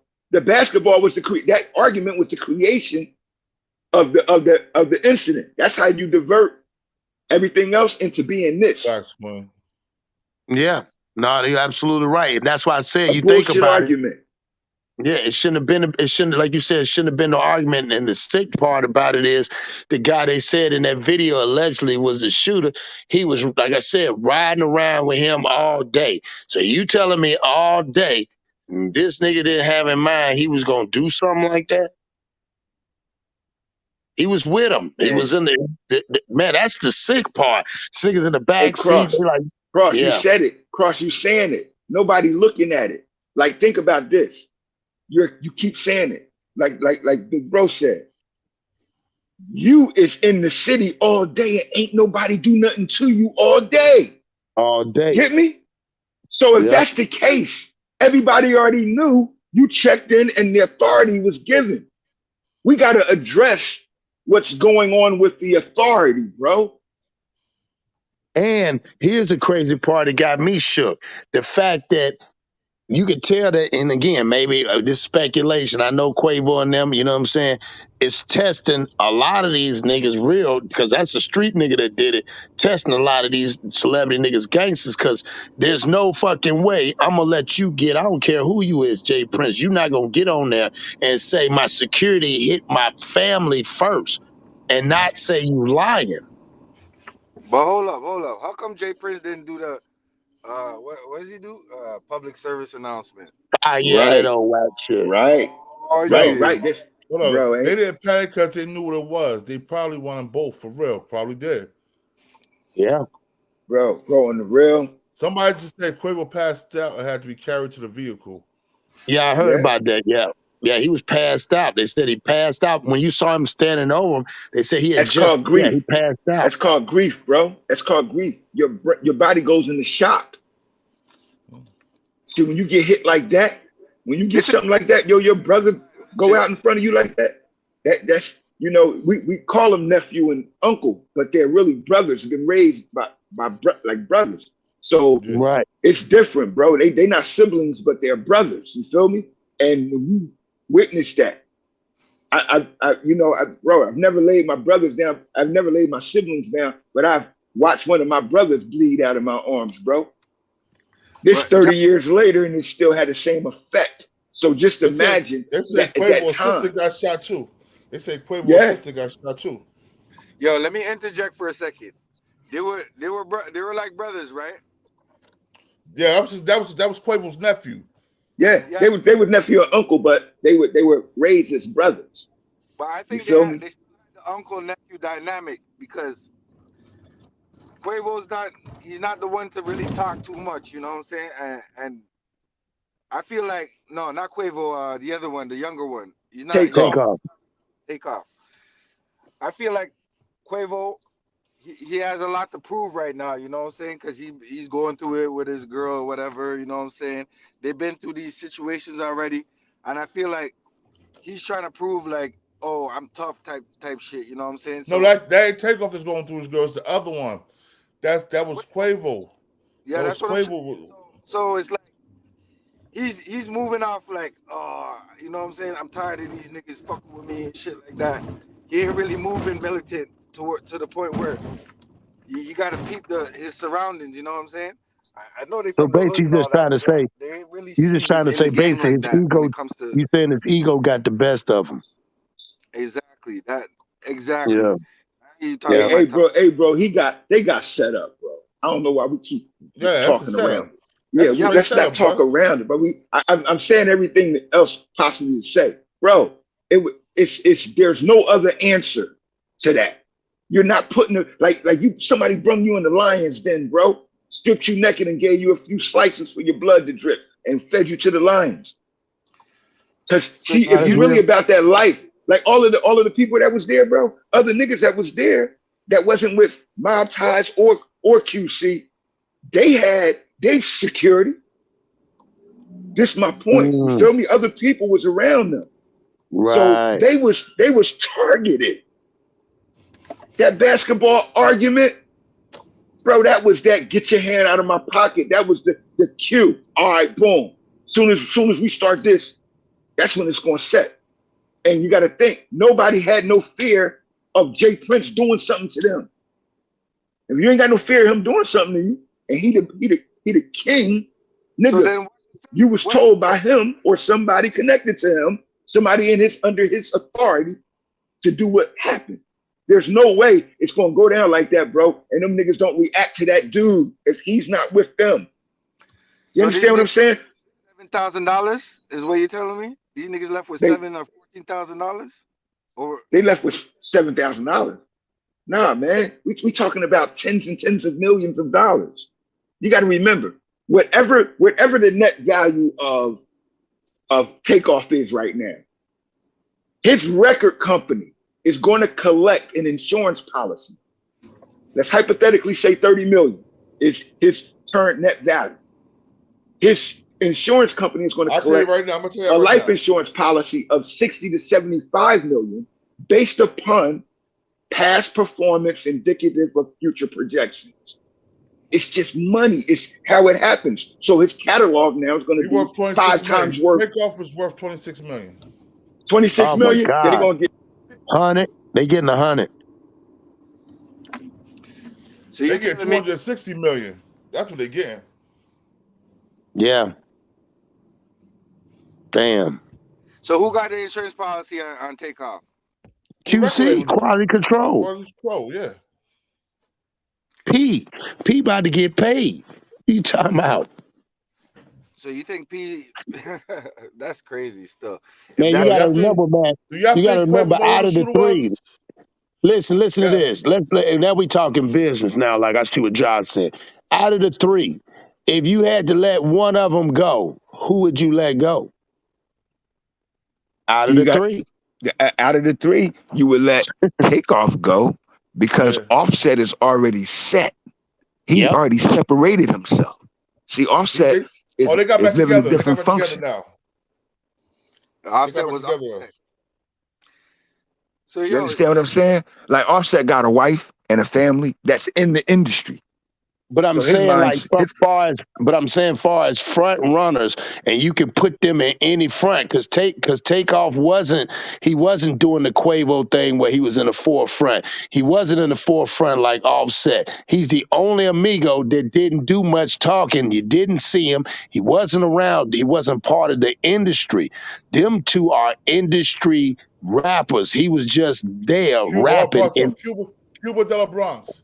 It was a hit, bro. Yeah. It was a setup. It was a hit. It was a hit because they was fighting. Because Jaz and J Prince was probably jealous of them niggas. They probably came out there getting all that love in Houston, and J Prince probably wanted to get his beak wet. They was like, man, we showing up for y'all. We ain't give y'all no. We ain't waiting y'all beak, nigga. We coming to your party for free. Yeah, but his son is right there, man. His son's implicated. Like, yo, at the end of the day, when they do anyways, maybe they have Houston police in their pocket. You know what I'm saying? What they do? You better believe it, because even in that thing, this what they say. That one guy, he said, well, when we looked around, it was security, but nobody saw nothing. What? But the security, like John said, people had security. Why were they not equipped to have their own security? Like if everybody else, because like he said, it was easy food. Think about it. They rode around all day. So if them niggas wanted to tell their business, they had all day to run their mouth before they got there. All day. So imagine you sitting around talking, because you can hear them bragging, telling, yeah, I like this old school. I got me one like myself. A young lady, Sadia, it wasn't Takeoff, brother. They didn't have no guns in there. The only people that had guns, it was mob ties. Them snake ass things, the only ones that had guns in there. Takeoff of them was allowed. They ain't let none of them come with guns. They ain't had no security. They ain't had no guns. Did they have no guns? So why they say it? Oh man! So everybody's just lying through their motherfucking teeth to cover up this bullshit. But hey, man, everybody got patted down except mob ties. So what the hell did they go in there with? To a dice game without their security with straps. It wasn't a dice game. It wasn't a dice game. Basketball. They was talking about basketball. He got sucker punched. And what happened was they ended up bringing it outside. They was actually leaving to get ready to go to the strip club. They were done with that shit. They was on their way going to a strip club, and that's how I got to talking about fighting and shit. Then they went from fighting to playing ball, and then that's when he was like, "Man, I'm not finna." And the nigga got sucker punched off talking about playing basketball. Like that shit crazy. Can you pull that video up, boy? About them talking? Yeah, well, about What the whole video? thing. Do you got the one with the chick where they talk about the chick that was dead and said about they were leaving? Because I think she's on. They got a video or audio of her talking, and she said, "I'm not going to be on here long." But who the fuck? I think I'm trying to remember. It was some podcast. Find it for you. Yeah, let me find it for you. Hold on 1 second. Let me find the girl that said this because she says I watched yesterday. She said, I just left the HPD, and she said people got it wrong. She said your boy Quavo was trying to de-escalate it. He said it almost like he knew it. Like nigga, you know how when you look at a nigga, you could tell niggas looking at you like, man, let me get the fuck out of here because this shit finna go way left. You could tell. That's why he said, man, I ain't gonna. Niggas was ready to get him in. Yo, they was ready. if I'm worth $28 million, ain't no way I ain't going nowhere without my strap and niggas strapped up right beside me, and no one can get at least 50 feet close to me, man. That shit is crazy, dog. But you know what's bad? You know what's bad, bro? Hold on one second, y'all. Hold on. I got the girl. Hold on 1 second. I found it. All right, there it is. Yeah, y'all go trip. 1 second. I found it. What's bad is other people was in there worth a lot more money too. Yeah. He was standing next to Takeoff, bro. That man's worth 30 million. Yeah, but like y'all said, Takeoff could still make the money. Right. You know? Hold up, y'all. Hold up. So we got an eyewitness. Hold up, yo. Hold up. Takeoff's murder. She's speaking on the situation on live. Make sure you like the video and subscribe. Let's get it. Thinking about nothing, and I wish that shit didn't happen. I wish it would have been somebody who could have de-escalated the situation.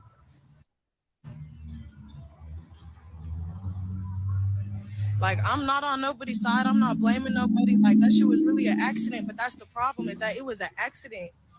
People are dying over an accident because of an argument. Like,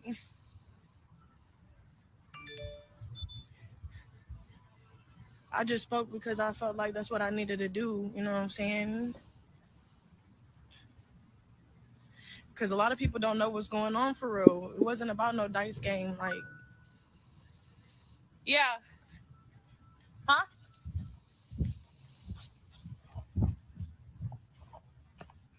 Thinking about nothing. All right. Now, if y'all don't know, this is the same girl who was basically giving us more information than the police. And I'm pretty sure the authorities are reaching out to her because I see some people in the comments talking about, you know, she needs to talk to the police. Well, trust me, they got her Instagram, they got her Twitter. Hold up.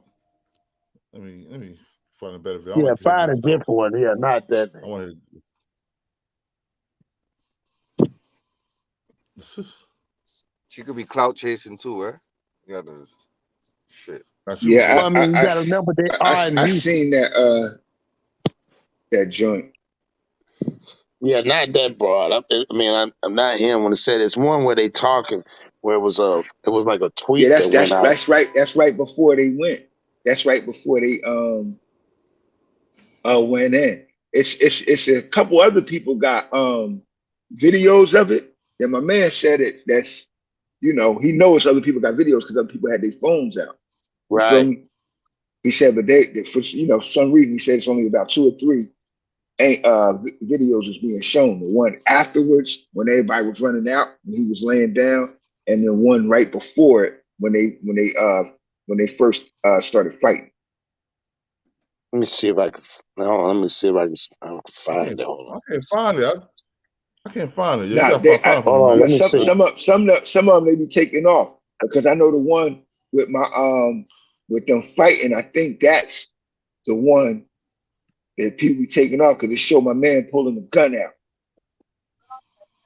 They highlight my man is pulling the gun out. Okay. Go to. I'm about to send it to you, boy. Hold on. Let's see if I can pull it up. Send it to my phone. All right, I will. Btbtv, what up? Yeah, Salute, Antone. Antone, that's right. But that's the problem, Antone.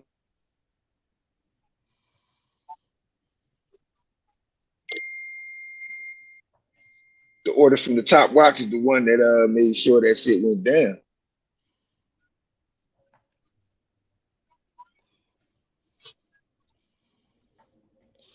Hold on 1 second. Let me see. I'm right here.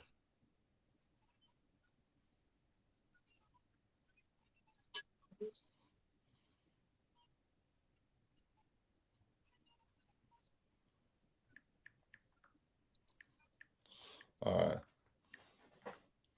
Let me find it for me. See if I can find this video real quick.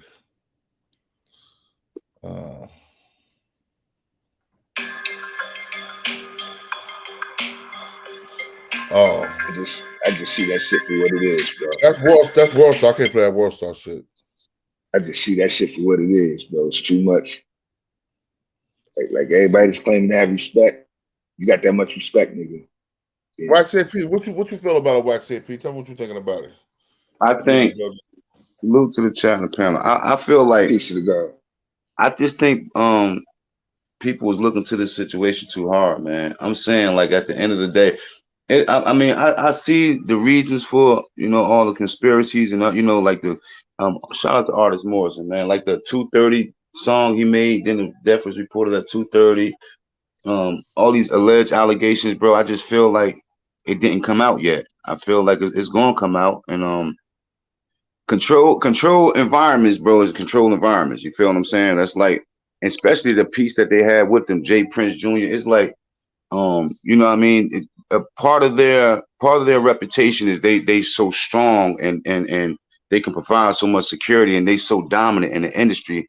So for an individual to come to one of his events, whether it was his or and disrespect them and the guns go off, I just don't see that happening without them having any knowledge of it. I mean, because if with them, the security is they are providing the security at their venue.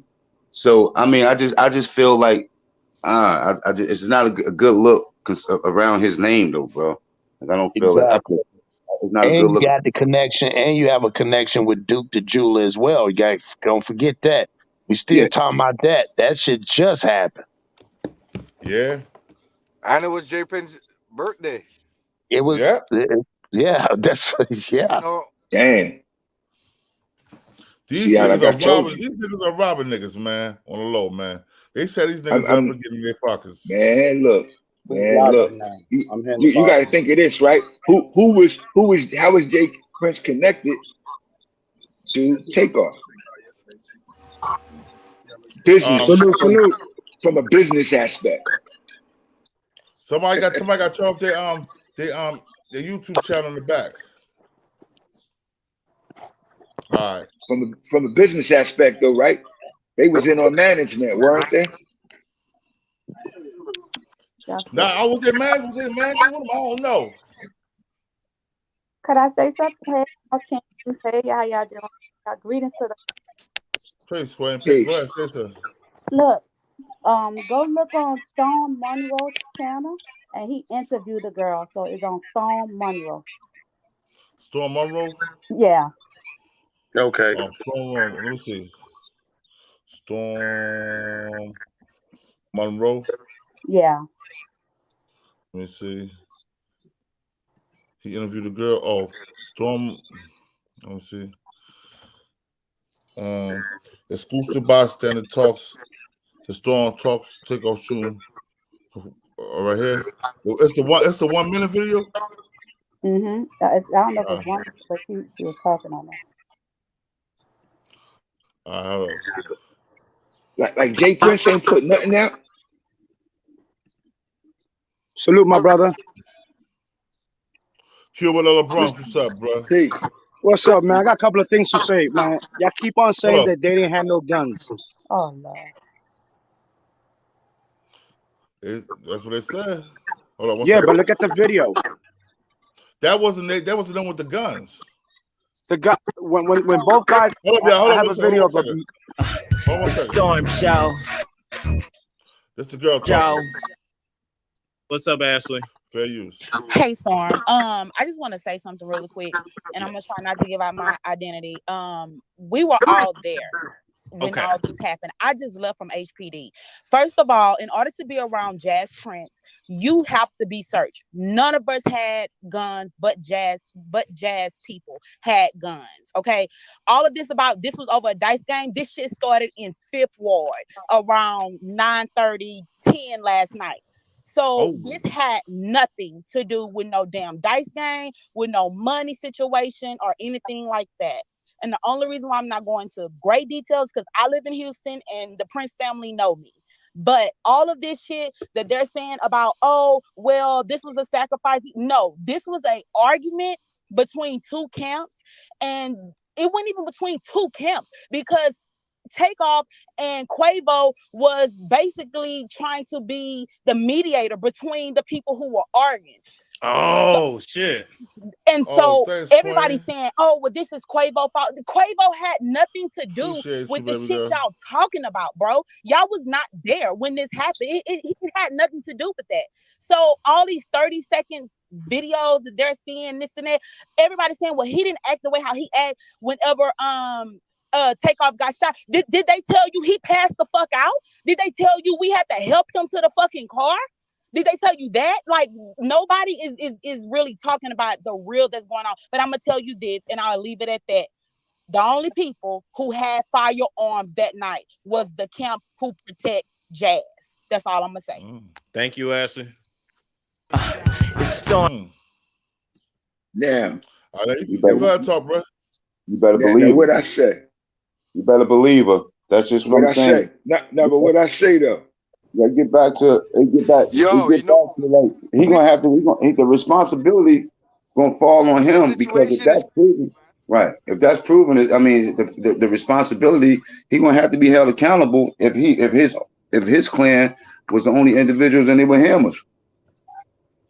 Yo, my queen can hit me with $49.99. Somebody else can hit me with 20. Hit the cash app, y'all. Super chat. Super chat, whatever. Did y'all see that? I hate to cut you off, but listen, a lot of the guns was in that Chucky. You keep seeing they pointing at that Chucky doll. I heard that they put some kind of guns in that Chucky doll. I didn't see Migos bands with a gun. Niggas had guns in there though. They had guns. I seen it. They had guns in there. Where we got? And it was 3 different guns that went off. They said they wasn't searching for them. They just searched the other ones and they let the other ones in. So they let Takeoff now. They didn't let them have guns, but the other side they had guns. So and I seen a lot of videos. I saw my brother Cross some. Cross, you ain't got the videos? I sent them to you. Yeah, I had the video. I didn't see that part of it. You know what I'm saying? Oh, okay. I gotta send it to you. They went. Let me tell you. If it was so, it's something. They went to McDonald's first, right? They went to McDonald's first, and you could see all of them together. And the man, he ordered a cherry, one of them cherry drinks.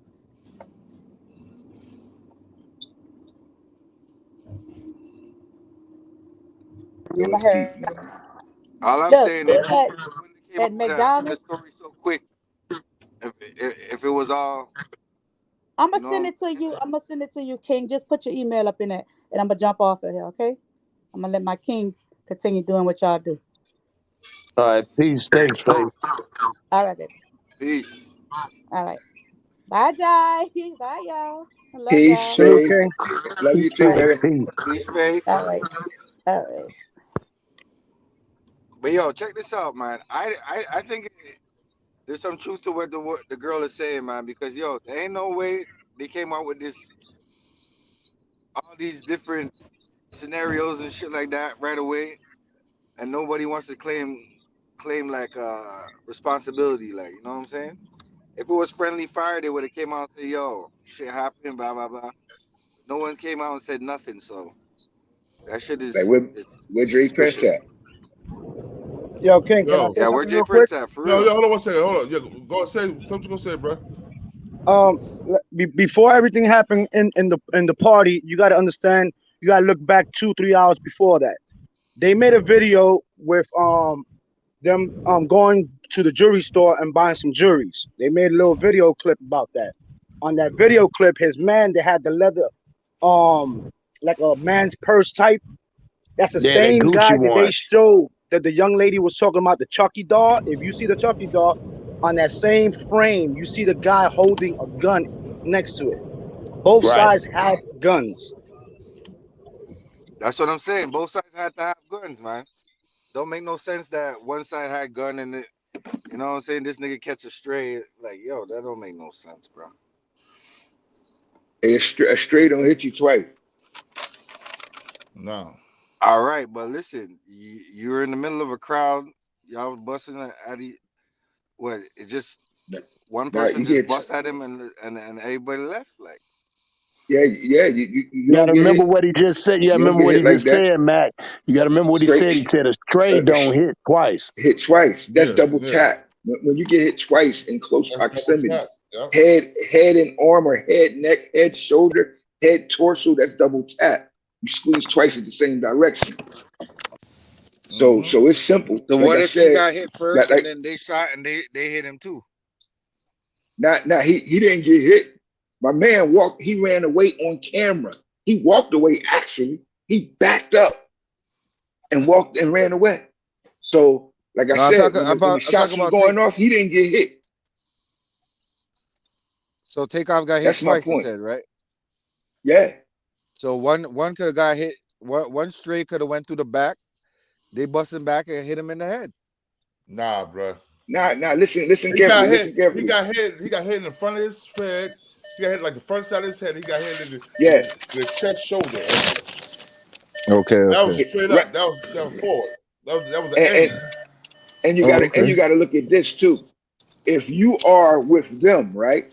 If you're with Quavo and Takeoff, the guy that hit Quavo should have been hit too. You don't hit Takeoff twice and then never hit or actually miss the man that you're supposed to have been hitting. It's in the same direction. And if everyone else, the security that got guns with them, why they didn't hit that nigga? See? It was for them. And they may would have gotten both of them. Like my man said, like my man that was there said other people had guns. Straight up. So somebody may have hit back at them, which made them stop hitting. But when you listen to it closely, that man got double tapped, bro.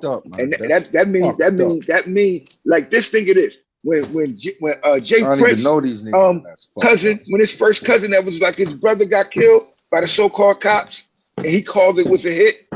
He was on the news the next day. He was on the internet the next day. For this to happen in your city, that the whole world is watching, bro. You're not giving nobody no answers. You're not presenting no act of concern, of urgency. Well, I think he's doing that because he doesn't want his son to be involved in shit. You know it's too late. Your son is on video. The reason they there is because of that. Right.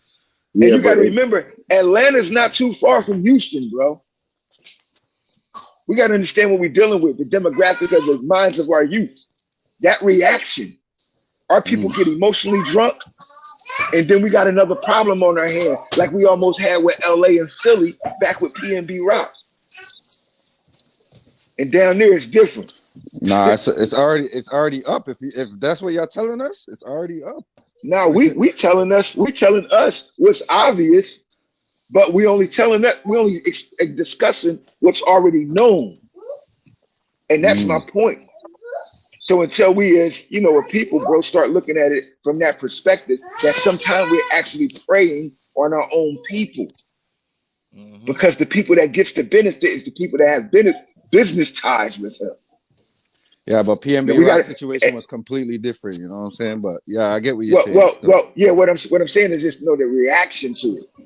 There was a no-fly zone. There was a no-fly zone in Philly for LA and vice versa. You feel me? So that's my point.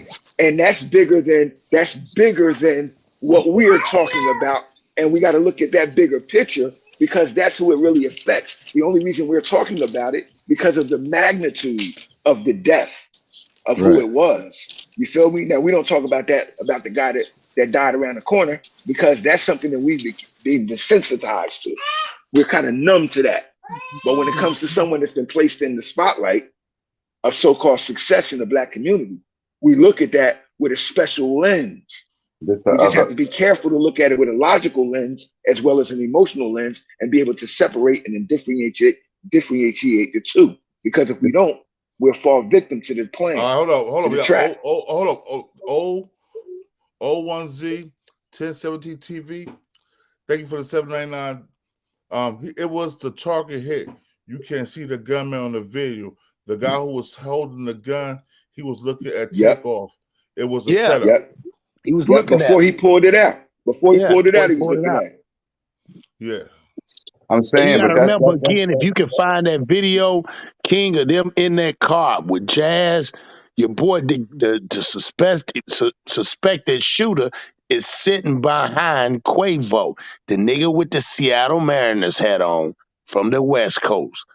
I'm telling y'all. Jazz in the car? Yeah, if you pull it up with when they sit there and say big business, you know what I'm saying? And you can hear the conversation talking about, yeah, we having them big things over here. Quavo, Takeoff is standing there, he throw up the sign. Then they show the if you go to say pull up Jazz and Quavo and them in the car in a drop top. And you can listen, and they said the suspected shooter. If you look, that's the guy with the satchel. He's got the Gucci satchel on in the back seat of the 6'4" that was riding with your boy Quavo and them all day. That's the fucked up part. Yeah, that's the other coin. I mean, that's the other side of the check-in. What the fuck? Well, now, what I'm gonna call you for? And you know I ain't got no ham. I ain't from there, and I'm riding around like that's the other side of the check-in. I don't feel. Yeah, I'm not calling you because I'm in your city and I need you to do what for me. You know I ain't got no ham. I just flew. I'm a $30 million nigga. I don't need you to do a motherfucking thing. Yeah, ain't shit you can do for me, but say hi and kick it with me. That's it. It ain't. You know, a lot of people say, well, what if he did check in? He was with one of the most powerful pieces. Hey, man. Around them QC niggas should be demanding some type of answer from J Prince right now, publicly. Well, you gotta start asking. You know what? Here's the thing you gotta ask now. You gotta ask this thing They're now. not asking, bro. They're not asking, bro. That's my point the whole time. That's what we're saying. They're not asking. Like who gonna ask in that type of pain? They not doing it, bro. Not in this emotional climate. And you already know, like. Just understand, bro. We was going to war with thousands of dollars. When you start going to war with real money, you can get a whole lot of soldiers. Yeah. See, it gets bigger than just this. So we got to ask why, bro. Why did that happen on your watch? Word is bond. Like you can't ride, you can't, like Shorty said, well, if nobody allowed to have no hammers, but J Prince Security Squad. Well, bro, how did this happen? How did your security squad start busting without punching? I don't see J Prince. Where that part at? I don't see J Prince. Boy, you know, we physically handle something that we already know we done check people for the steal.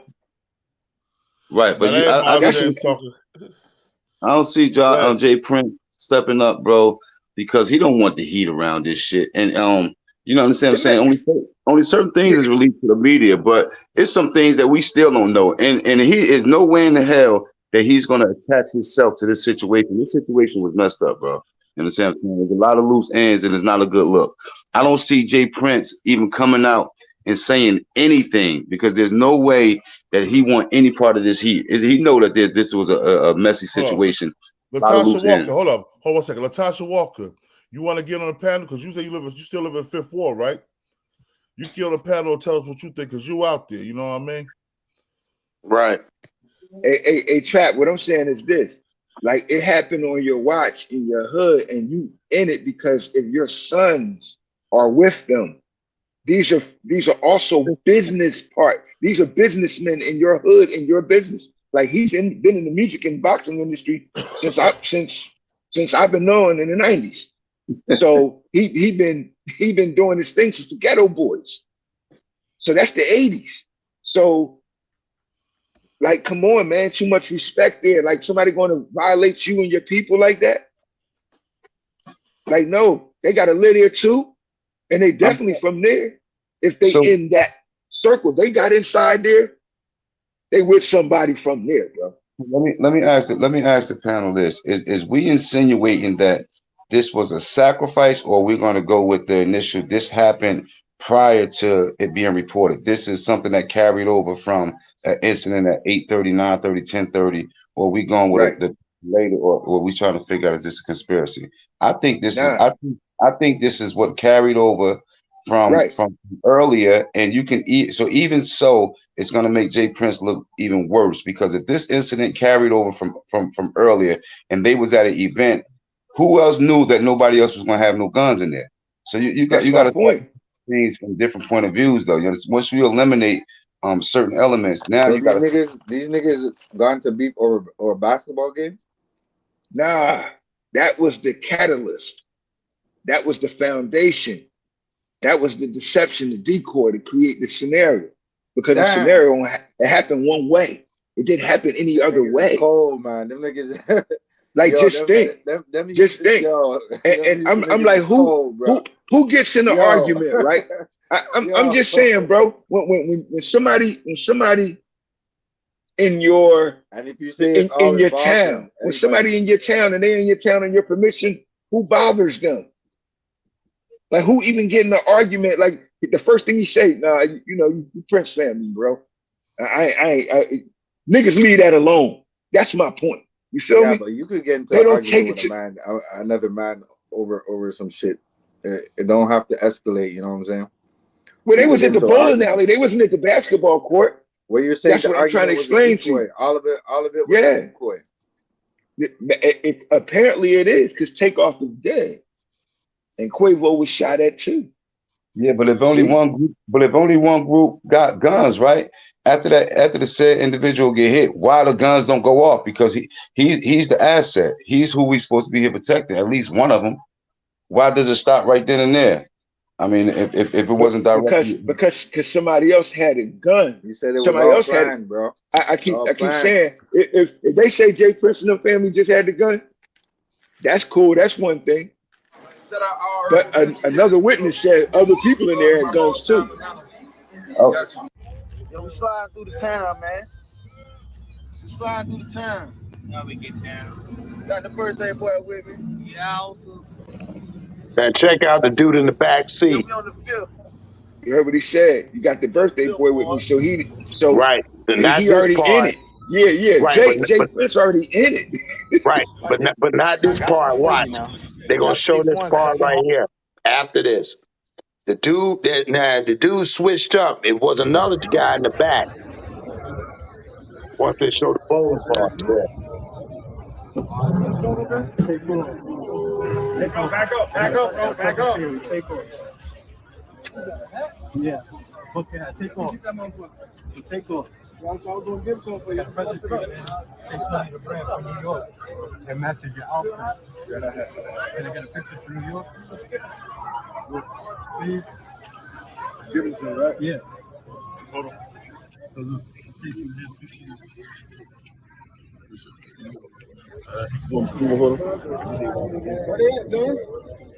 Gotcha.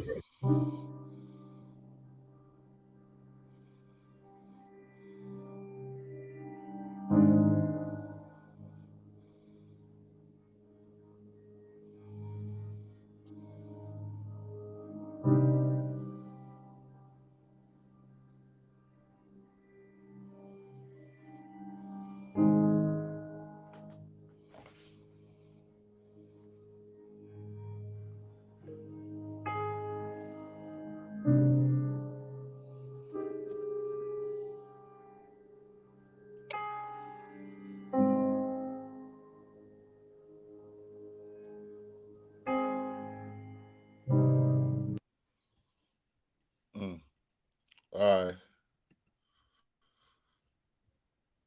That it? You already know. Man, that's some lame ass shit, bro. You killed the dude over some fucking bullshit like that. Come on. It's bigger than that, though. It's bigger than that. Yeah, like now that doesn't happen, now what happens? That's my point. The whole time. You saying that they're going. Hey man, you follow the money. That's all I'm gonna say. Yeah, that's my point. That's my point. Like, who benefits? We know who lost. Who benefits? Cause yesterday I seen QC put out something on a blog post. Yeah, I seen about how they mourning and all that. Yeah. Immediately I put up, yeah, you better give the family all that money too. And I got like 100 likes in like a 30 seconds. Yeah, but you already know. I'm like, they putting that up. My point is, bro. My point is, where is J Prince and them putting their position up? Like, you got a position, so what's your position in this, bro? It's just deep. Like, J Prince is quiet as hell. All them Prince boys are quiet as hell right now. All them Princes are quiet right now, yo. It's crazy, man. 100 likes in 30 seconds. Let's see if we can do it. 100 likes and 100 subscribers in 30 seconds. Come on, let's get it. But that's what's crazy though? Maybe they're trying to, because now nobody's gonna want to do business with them. You know what I'm saying? And business, bro. It's bigger than that. I would be talking. I wouldn't even have them niggas take me to the gas station. Fuck that shit. Yo, bro, and check this out. And it's gonna be so bad now that they ain't even gonna be able to get no money. Nah. Well, that's why Sauce is mad. Sauce and that's why you saw what Sauce Walka say. He said, damn, that hurt my feelings. Because he said, man, he really fucked with them niggas for real. They was good friends. He said, man, if they was here on my watch, like any other G would say, that shit would not have happened. So then they said J Prince Jr. came back and said, what you trying to say? Your boy Sauce came back and said, nigga, I ain't changed my tone, what I said, and my number's still the same. That's what Sauce Walka told J Prince Jr. Yeah, he said that's my point. That's my point. Like, why you defensive now, nigga? You should have been defensive against the niggas that did what they did, unless they did it on your call. That's my point. That's basically what your boy Sauce said. Sauce, man, saying I'm hurt. Hold on, here we man, go, y'all. Here we go, y'all. Hold on. I'm you said, what you trying to say? Oh. Yeah, watch what Sauce say. Hold on 1 second. Yeah. Boy, the Wee boy said something. He like, nigga, what? You got he said, my number ain't changed, fool. Yeah. Yeah.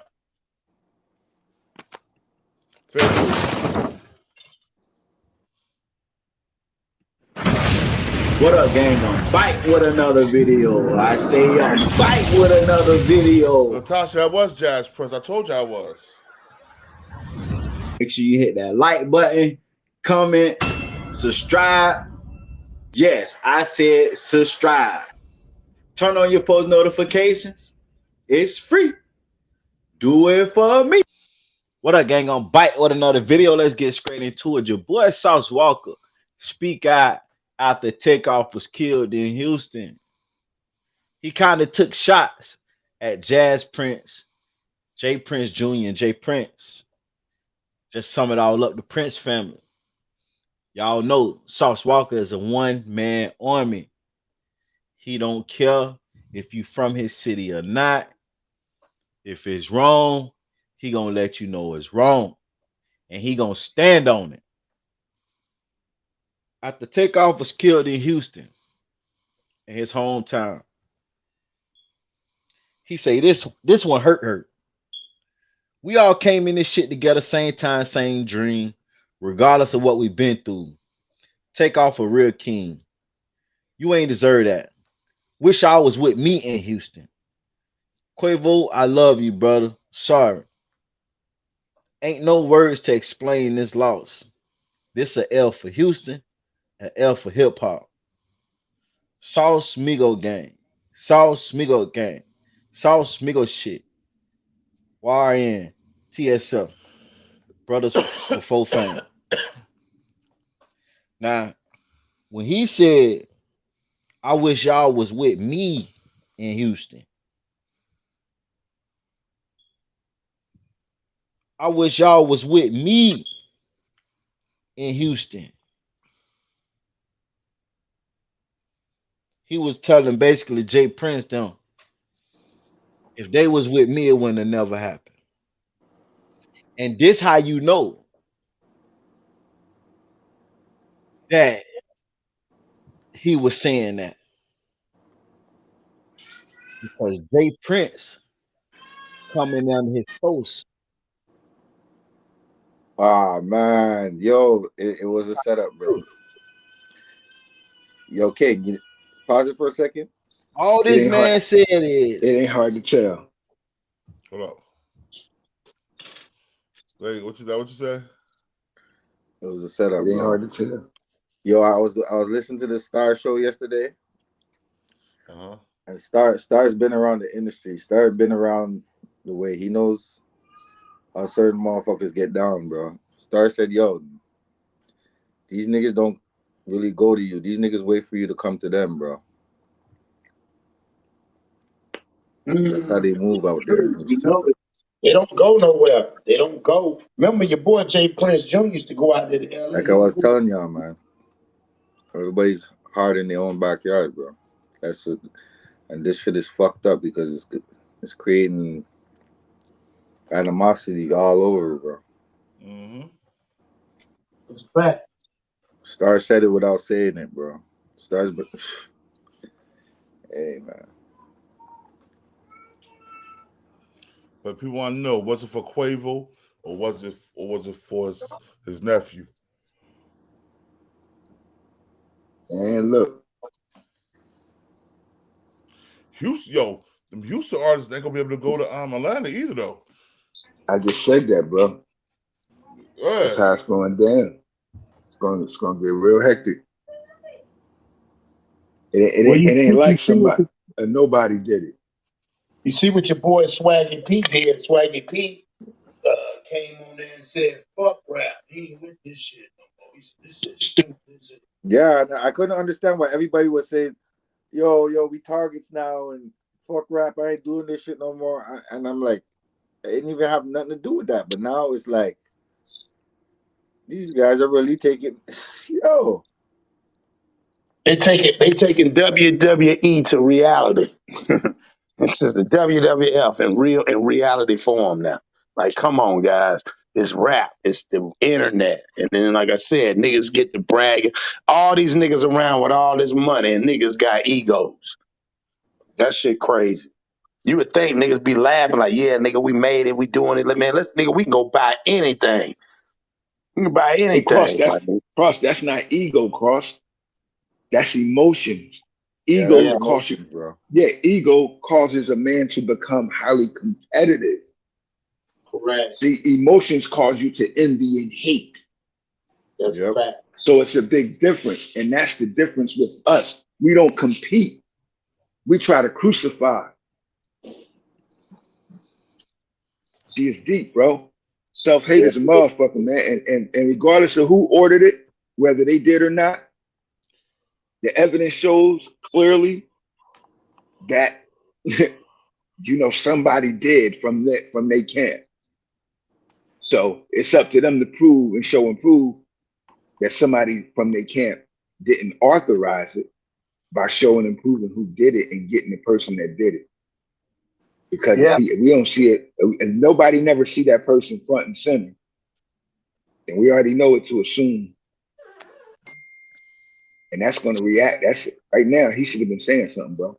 Word up. Man, and instead of responding back to Sauce Walka, shit. What do you mean? What are you trying to say? What do you mean with him? I'm saying exactly what I said. Like you said, my number don't change. Yeah, like nigga, you already know what it is. You like, nigga, I know what you did, nigga. I know what you known for, nigga. That's why I said, just like Duke the Jeweler end up missing. Like I said, when you in there shooting, man, I ain't shooting no motherfucking dice with a butt. Man, look here. half of them niggas that be around them don't even got the money. If you know, we always said, nigga, if you ain't shooting dice, you ain't got no business at the table. You ain't got no business in the room. Ain't no money. You ain't got nothing to contribute, dog. You ain't even bring the dice. At least you could be house. You ain't even house. You ain't supposed to be nowhere near no dice games unless you trying to rob and see who got what money. But y'all said it wasn't a dice game. Was it a dice game or not? I'm just saying, just in general, to have this. Listen, what I'm saying. Like that these was the industry excuse. dudes, they shoot dice. Like they shoot dice. Most of them doing like 2-time finesse. If you see what he said he getting chills because he said everybody knows he loves to shoot dice. Bruh, I'm not understanding if you have millions of dollars, what's fun about shooting dice? You shot dice to try to put money. You're not like go to the casino.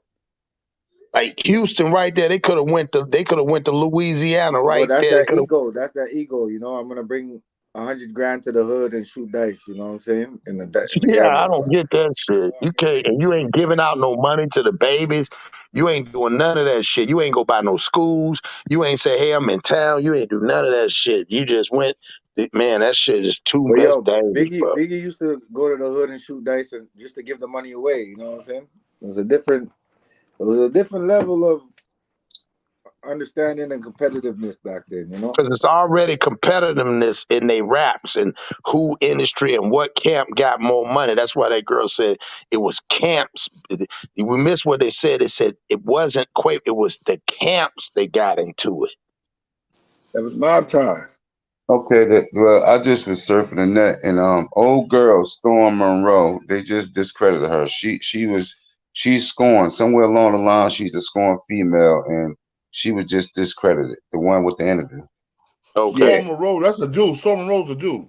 Well, he just discredited her. That female was just discredited. She is allegedly a scorned female who was dealing with somebody. So you already know how Out of mob ties? Okay. well, whoever, but allegedly she was dealing with somebody. So whatever she's doing, she has a motive behind. Well, You if know. you say she's a scorned female, then it got to be on that side. You know. Yeah. Well, that's what allegedly that just came out, that the female who was there and this, that, and the third. So I don't know how true that is. I just thought I'd bring it back to the table. Right. Exactly. Hey, bro, do you know that over 219 signed recording artists in the hip hop industry has died since 2019? Yeah. Yep. It's crazy. But I mean, yo, then explain that, bro. And they got all types of death, suicide, jumping from buildings, and but predominantly everybody shot and killed, hit and run. Like it's crazy, bro. And nobody paid attention to this shit.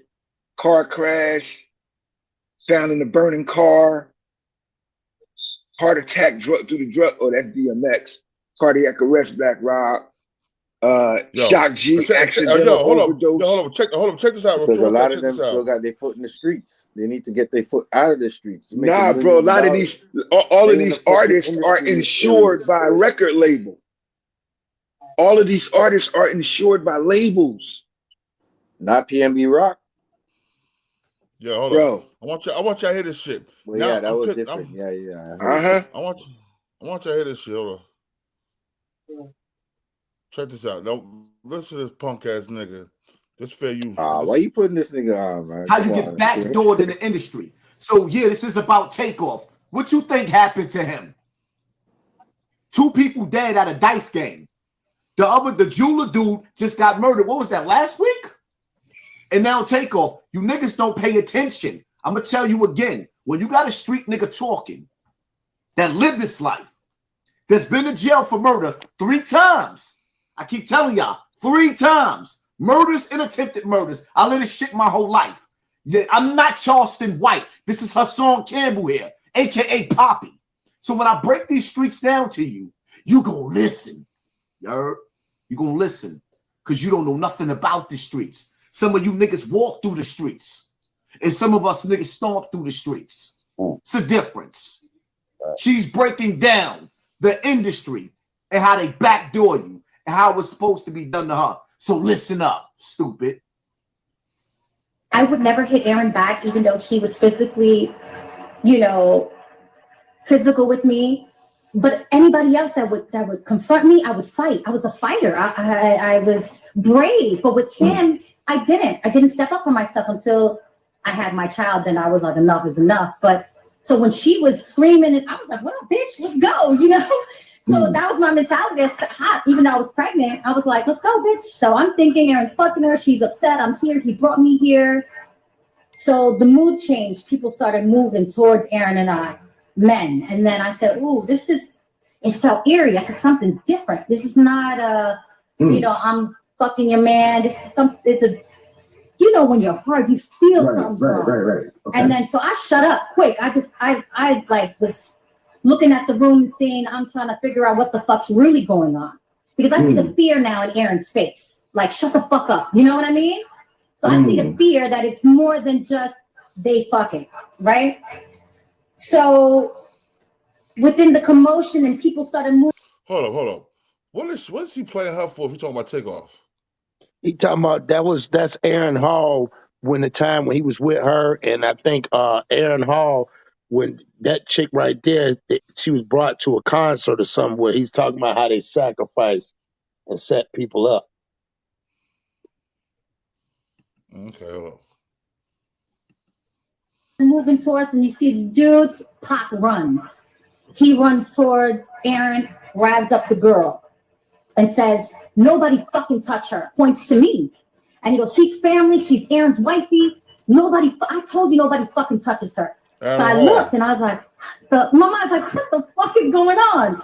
He drags her out the side of the door. You know, there's always like back entrance to lead outside. And it was a back entrance, and a lot of people follow. When Pop moves, people follow. And they followed him outside. And then Aaron standing in front of me like a guard dog. He was like, don't move, don't say shit. I'm like, yeah, I had no idea what was going on. So we waited patiently until Pop came inside.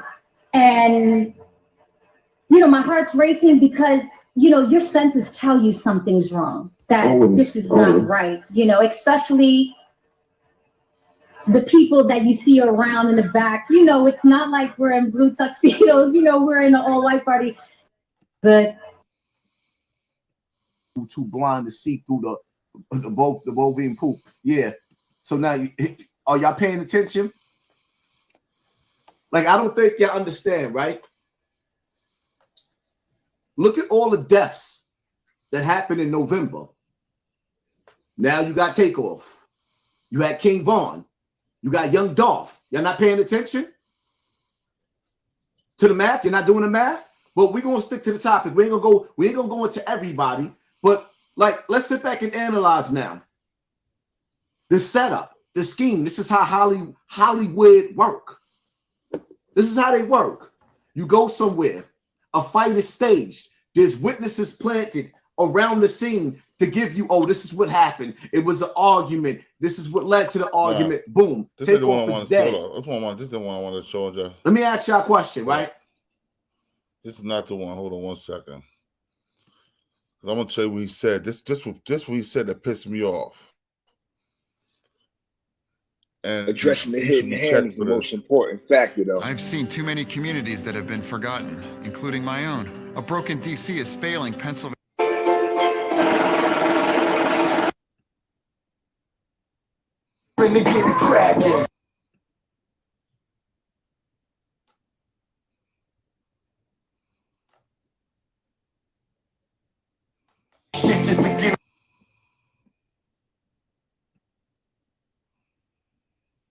In childbirth, you know, we can That's right. go on and on and on, but yeah, there's different levels of sacrifice.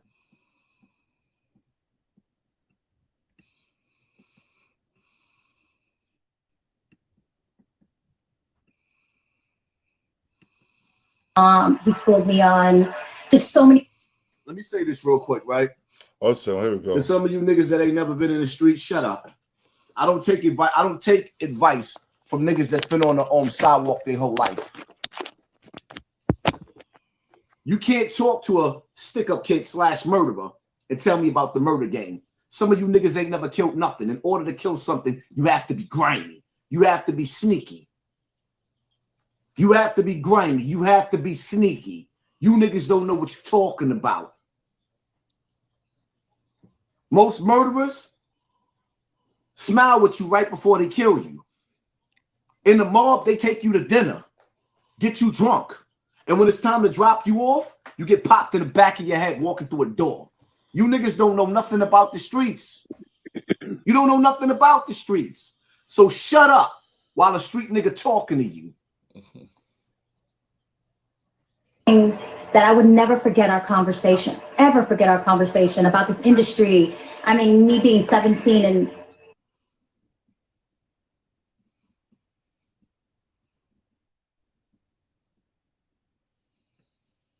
to tell me I'm 17 and pregnant. a lamb 17 and pregnant. Now we're gonna get into this. The truth lady. Assalamu alaikum. Connect the dots for those who too blind to see through the bovine poop. Yeah. So now are y'all paying attention? Like, I don't think y'all understand, right?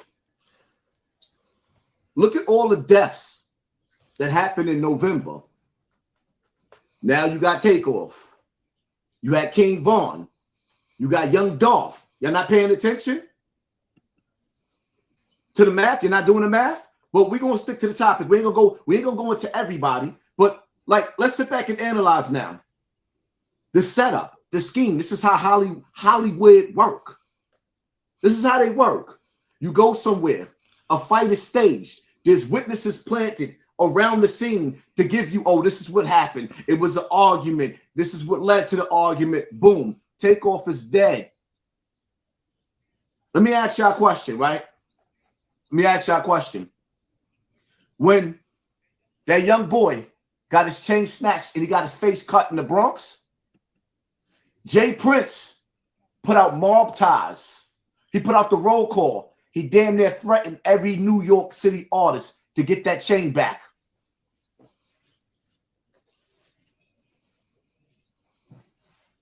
So you mean to tell me Takeoff got his snot box rocked? They literally hit him in the head with the headshot. They left his noodles on the side. That's enough, man. Now you see that disrespectful motherfucker Hassan Campbell? Right. That's some disrespectful shit to say, period. Every time a young rapper die, he come up with that. They hit him in the head with a headshot shit. He got a snot box rocks. Come on, bruh. Nigga, you about to be, you 45, bruh, 46. Grown men don't talk like that about young men that could be your sons that get murdered. No, you absolutely right about that, boy. You can say he said some good shit, but he's an ignorant fuck 98% of the time. Yo, Ja, what you think about that shit? Man, you already know how his theatrics is, bro. Because those of us that done did time for that same shit, nigga. It's a certain dislike you do have for niggas just keep playing games like they really living that life. And we live in a world of, I've learned through maturity, like you said, when you're a grown ass man, nigga, you already learn what and what not to say and how not to act.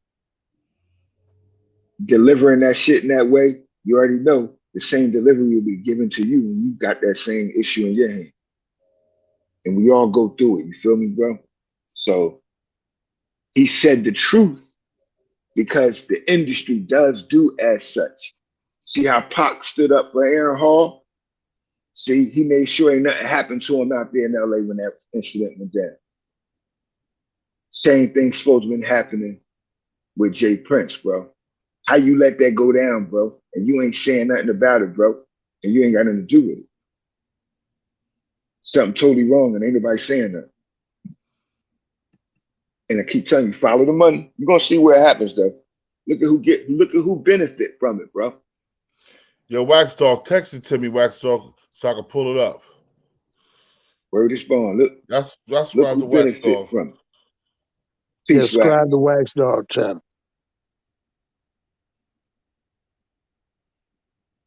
Real talk, though. You gotta look at it for what it is. And we got to look at who behind this, bro. Somebody else get paid from that, all of this shit.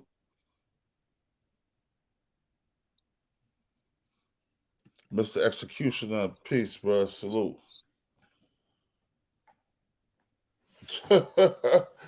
Facts, man. Facts. I just want y'all to hear what this dude has, the way he said it. That's why I can't listen to this dude, because the way he talk about these young men when they get murdered, man, that shit tears me up. Make me want to punch him in his mouth. Oh, I ain't gonna say that. I don't want to punch nobody in the mouth. I don't want to get Nah, we ain't into that. I'm just joking. I'm just joking. I told you, boy, we kill them with words. Now we ain't got to kill them with weapons. The world is all about image. It's not about integrity. So punch a nigga in the mouth and get you arrested. Yeah. Or make him bust off. You feel me?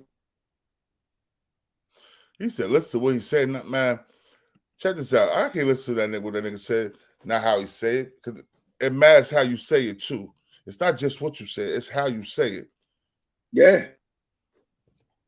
But you know, we live in a world where you can just say stuff. You can just say stuff without consequence, bro. That's the point. You feel me? Like now you got to beat niggas in the head with that.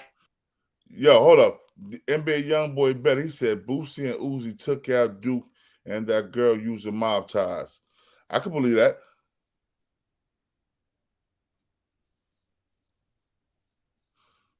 Man, look. All this happening in Houston. All these people getting killed in Houston. All these rich people getting killed in Houston now.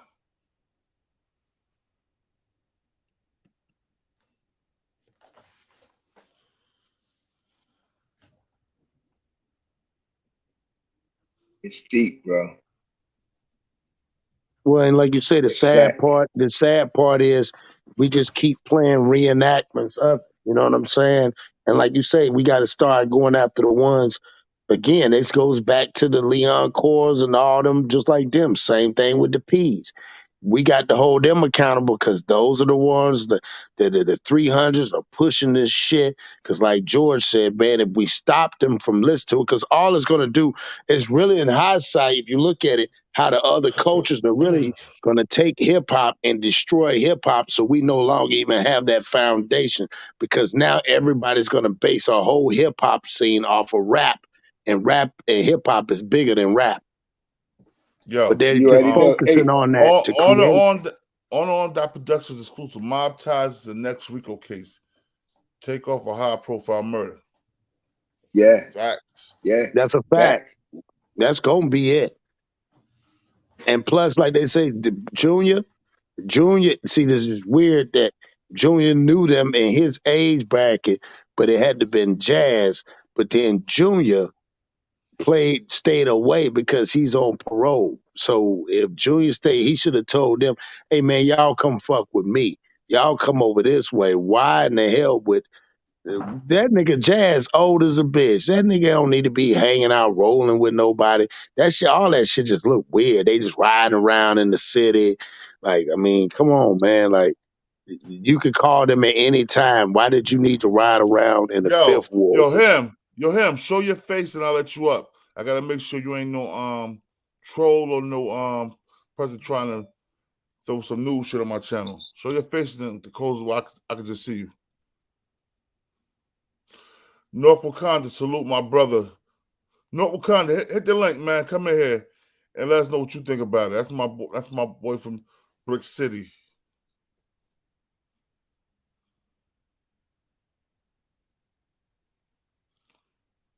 Yo, man. But you know what's so funny? Yo, we talk about this, and we could talk about this forever, right? But I want y'all to see what DJ Ack was talking about. Y'all seen that when he was breaking the case down? Yeah, that's the one I said, why don't you play that, Born? That one where that's the guy that's the guy that's in that back seat he talking about with the satchel. I'm about to go there right now. Hold on 1 second. Hey, let me tell you this, and I know there's a lot of people who's probably tuning in, and some of y'all, because y'all have been indoctrinated with this, street shit nonsense. Y'all think that regular culture is crime culture. So if people say they're tired of the shooting, They're tired of the killing. They're tired of the fuckery. You look weird. It's like, whoa, you're tired of black people shit? Unfortunately, I keep telling y'all, the people who defend the very worst of our society are no better than the very worst of our society. I'm sorry to tell y'all that. So again, you know, it's not only for this particular case. Obviously, we love Takeoff, but man, I think people feel such a boldness, and they're protected by the, like, for example, I'm gonna give you an analogy. I had no idea that apparently the crime was that wild in Atlanta, right? What's happened is that the people who are being affected, like, for example, if you live in a street, in a neighborhood where niggas is all day doing drive-bys, shootouts, selling drugs, doing all types of shit, you kind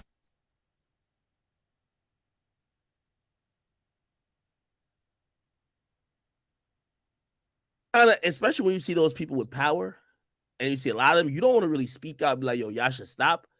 So really, you don't really like the people who are the real victims, which are the people who live in these communities that don't engage in some street shit. They're just like bystanders. So they catch stray bullets, their property value go down, their kids live in fear because they can't live around. So again, some of this crime culture we got going on. Listen, I'm not here to like encourage nobody to go to jail, nothing like that. But Jesus, man, some of this crime culture got to stop. You know what I mean? I think we've devolved to a place where the first thing niggas do at the sign of any disagreement is pull out a gun.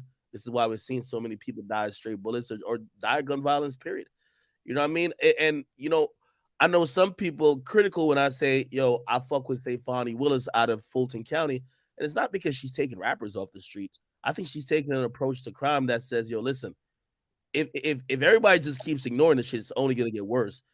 The only way to kind of quell this type of shit is to let niggas know that it won't be tolerated. Like, I guarantee this. You see the stream we did yesterday? When some of these hooligans are now in public, and maybe they still won't think twice, but if you think you about to kill a motherfucker in broad daylight with 50 people around, and there's mad camera phones around, and think you will not be identified, come on now. You know what I mean? Yeah, so pretty much, I think partially we got to change our thinking a little bit. You know what I mean? I think the thinking we have is like criminals should be protected, but we only think that until the criminal kills somebody we love. Oh, it goes back to when Cameron was like, if a serial killer lived next to me, man, I'm gonna just move. Stupid shit. Right? Anyway, by the way, what's up? I guess we broke this fucking case down so well yesterday. I guess some nigga was sitting on the actual footage of really what happened. What's up, bro, shit deep, bro. Like, I just looked at something, man. What? Like, see, like J Prince ain't saying nothing, right? You know why? Because the same person owned all both record labels. See, I like, bro, I've been in this shit for 30 some years. I just went and looked at the connecting tie between all of them in business. Like my man is Shakur Stevenson's manager, and they were there. So I'm like, why was they there? He's training in Houston because he signed to J Prince Promotions, right? So I said, well, what tie do all of them got together to be there? And the Charlo brother had left earlier, and my man was saying for some reason they was up and out, like they had to go to, you know, they was training, so they left earlier. And I looked, the guy behind all of them is the same motherfuckers behind a lot of other shit. It's Atlantic Records, bro. That's who got both mob ties, and he got J Prince shit, and they got quality control, quality control music. You feel me? So when these artists die, that's been dying up under all of their distributorship. See, when we look at these labels aren't independent of themselves. You can't be, because you get no distributorship, whether it's online, in a store, any access, without the compliance of the conglomerate, which is a major distributor. So Atlantic Records and their mob ties for real, because that's how they was made. Off Yo, the him, mob. let me see your face, him. Let me see your face. If I can't see And your it's face, I deep, can let you bro. up. They own everybody. I can't see your They face, own bro. all of them. And if you keep on looking at the connecting lines, bro, you'll find out everybody else that's either against them or with them, and you'll find out what the indifference is. Right now, you had so-called two different factions that really under one house. Like you made the niggas that live in the Yo, what's basement up? fight the Hold niggas that on live one on the second. second floor. Yo, Ja, hold on 1 second. Let me see what's up. Man, what you gotta say, bro? Yo, I was just listening and shit. I just want to say, I don't know why everybody acting like Yellow Shirt didn't do it when it's like kind of obvious he did. You feel me? We've been Who saying had the that. yellow shirt on? Who had the yellow shirt on? You right, who we've been saying the whole time. Yeah, The person we've been saying the whole time, they tried to walk off like he didn't recognize what happened. Right. Yeah, and then everybody there was by permission. Everybody there was there by permission, bro. Yeah. So we gotta look, just go upstairs. Talk to the man upstairs. And then that the ain't dude, talking. the yellow sweater, right. He acted more than anybody else. He reacted more than anybody else. And initially when Quavo walked off, you can hear the gunshot. It go pat. And then the lady or whoever say, what the oh no. And then what's his name? Takeoff. He kind of like walk up and like lean up a little bit, like and then the dude with the yellow sweater walk up a little bit more, and then you can hear another pop. You gotta hear it another pop. It's two pops before the before Quavo brother really like. You gotta hear without the without seeing it. You just gotta play it and listen, and you're gonna hear both pops. You're gonna hear the one that made Takeoff like kind of like grab his stomach or whatever people saying he did that kind of made him flinch. And then you're gonna see him not in the picture no more. He gonna be in front of the dude with the V shirt, and then you can see the yellow sweater nigga right next to the nigga Takeoff, and you hear another pop, and then that's when you see Takeoff. I mean, that's when you see the dude that was with him and all that. That's when you see the brother start busting, boom, boom, boom, and then the yellow sweater take off with so much like he the one know what's going on more than anybody. Even the camera people, they more like, oh shit, like stepping back slowly but surely. But he the one just getting on, like he know what's going on. It's yellow shirt, yellow sweater for sure. Yo, somebody said multiple people got popped. That's true. Yeah, 3 people got hit.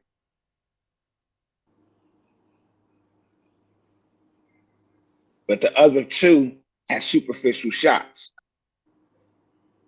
The double tap. And it was 3 guns going off, bro. And it was more than the 12 shots fired. It was 3 guns. Like first gun when you was like when you listen to it, my man with the black shirt, that's who pulled out first. And he pulled out facing them. Takeoff wasn't even next to Quavo and them yet. He was walking up. And when he walked up, he stood by the rail, and that's when my man lifted. When he lifted, 2 other guns start going off. Nah. He was the second one to pull a gun out. The dude in the black, he was the second one to pull a gun out. Now, it's dude, the dude with the black already had his hand on the gun while they was fighting. Yeah, but he didn't. When the first punch was thrown, the dude on the black had his hand on the gun from that point. It was never a and punch that's when he thrown. pulled out. It was never. It was a punch thrown. When Quavo told my man, "I'm not arguing about this basketball shit," that's when the punch was thrown in order to set the fight off. Look, I'm not trying to challenge your intelligence because it really looked like a punch, but it's not a punch. It's a gunshot. You gotta listen, bro. It go, and then the way. Look. Think about this. If it was a punch, wouldn't it be at least one person swinging? Everybody ran, because look, when we see that one dude twist his feet and run, or what we think is a punch, that's him running from seeing Takeoff get shot by the yellow sweater. He facing them. Remember that he facing them, and then when the shot go pop, he twist and turn and he break, and then that's when the lady, the lady with the Chucky doll, she just dug down on some, oh my God, what the fuck? What the fuck is going on? She didn't know what to do. She just Can you dug pull down. that, Born? The whole Born, industry can you knows, pull? bro. Born, can you pull Nah. that video? Hey, The whole young bro. industry knows, Hey, young man. bro. I'm just speaking from a brother that was there inside. That was at one of the tables next by the chairs. He was inside. When you see their camera activity, I'm not sure what video you've seen. This is before the actual shooting happened. So they had the full argument that was based on the so-called argument earlier. And he said, I told you earlier that I'm about this basketball shit. You seen my game. And then he told my man, yo, I ain't arguing over this shit. And when he turned to walk away, a punch was thrown. And that's when the ruckus started. Then the gunshots went off. And if you see the other angle, the other camera angle from the other video that's out, you'll see that my man backed up and he already had it out. He was pulling it out, my man with the black shirt, before any shots was fired. Then when the shots was fired, you see Takeoff fall. And from this, I'm not sure if you've seen the same videos I've seen. I've seen 3 different videos. One where Takeoff was laying down, that Born initially sent me, that my other man sent me. But then I seen the video that my boy, that's the manager to Shakur Stevenson, they have, and I believe it's on the internet too. And it's from, you'll see them. They inside sitting at a table and they get up and they walk towards the crowd of people. That's when you see Shakur Stevenson and Takeoff standing to your right-hand side, your far right. And that's when the argument ensued. And Quavo say, look, man, I'm not getting into this with you about no basketball, and turned to walk away because he knew it was escalating. And that's when the punch happened. I hear you. Will you? So okay, if you don't mind me asking, who got punched? So, the dude swung on Quavo. He swung on Quavo. He swung on Quavo. Bro, Quavo did not get punched. Quavo walked fully off. Here go the video. Here go the video right here. Here go the video. Quavo never got punched. Look at the video. I believe he's gonna send the video.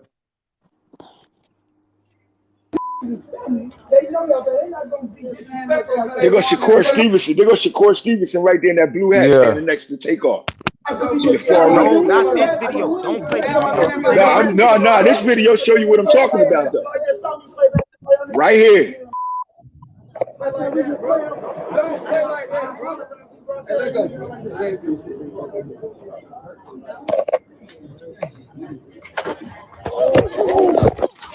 That go the gunshot. See, the gunshot happened after the punch.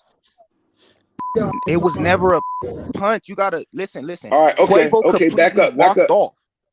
Quavo completely walked off. Like he was literally like probably 10 feet. He turned to walk 7 feet away from them. Quavo was never by the Chucky door.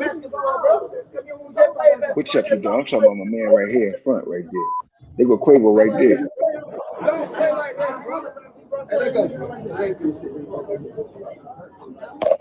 They said Migos bags.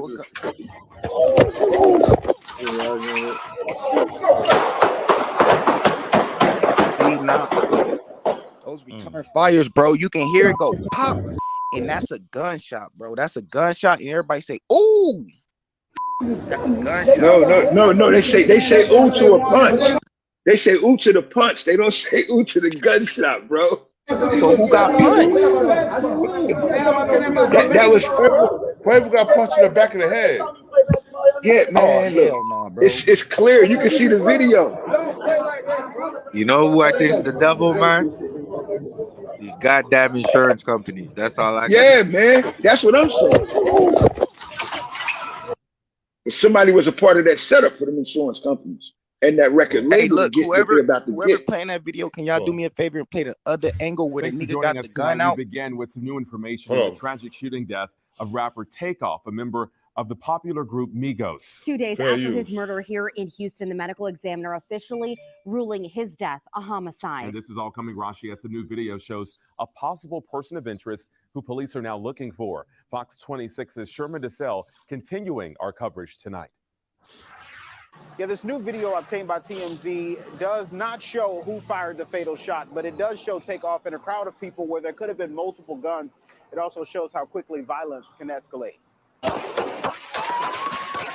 Who fired the shots that killed global rap star Takeoff is still a mystery tonight. The new video shows someone police are interested in talking to. TMZ released footage that shows an unidentified man standing near rappers Quavo and Takeoff with a gun in his pocket. This was while Quavo got into an argument with someone over a dice game. A scuffle starts. Then you can see that same man with that gun drawn, and you hear gunshots. Still can't tell who fired the first shot, but we know after that first shot, there were roughly 10 more shots. Police say they are aware of this video, and this unidentified man is a person of interest. There's also speculation that multiple guns were fired. TMZ executive producer Charles Ladebaudiere says that they anticipated more people to send information that could help police figure out what happened early Tuesday at 810 Billiards and Bowling. A private party had already ended that night with at least 40 people in attendance. Migos' record label, Quality Control Music, and its CEO, Pierre Thomas, released statements in regards to the shooting. Part of it reads, quote, "Senseless violence and a stray bullet has taken another life from this world, and we are devastated. Please respect his family and friends as we all continue to process this monumental loss." Fans also share their grief for a recording artist that left a lasting impression. Traumatic things, tragic things happen to them. Their fans feel it also. And I've certainly seen plenty of that emotion being poured out on social media. Now, we're still waiting to hear from Houston police to see if they have any more evidence on this case, including. Yeah. Jay Prince, he gonna try to hide that shit, yo. Well, he can't hide it. Too late. His son is already there, and that's what I was telling Youngblood. It was already a setup, and what Quavo was trying to do was walk away from it. See, and that's the catalyst was that. Yeah, the catalyst was, yo, I'm walking away from this. Oh, really? You ain't doing that. Yeah, I feel you. I feel you, but like I done watched a lot of it. I watched it a lot of times. And the dude in the yellow, he actually has something in his hand, and he's holding it with both hands. And then the dude in the yellow, he makes some kind of interaction with Takeoff. Now, people keep assuming that when you get shot, you gotta just fall and die right there on the spot. Nah, that don't always happen, bro. Like, you get shot, and sometimes you might try to like get on and fall. You know what I mean? So that may be why Takeoff kind of walked up a little bit and then fell. And when he walked up a little bit, you see the guy in the yellow, he walk up a little bit, and then that's when he do the fatal shot. And I know that for a fact because I seen it. I paused it. I revolutioned it.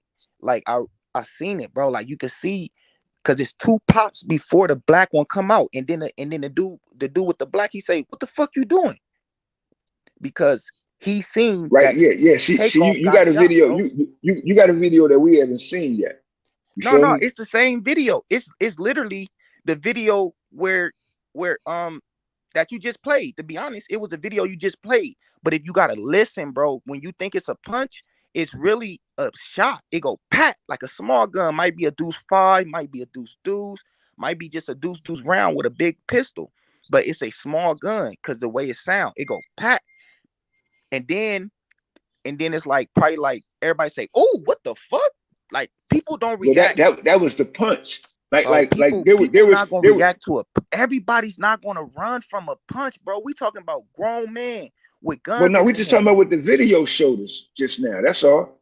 Yeah, but the video showed us they was verbally, and then there was a punch thrown, which created. If it was all right, how about this? If there was a punch thrown, then the punch, we would have seen somebody. We would have seen somebody kind of attacking somebody, or somebody retrieving from getting hit hard.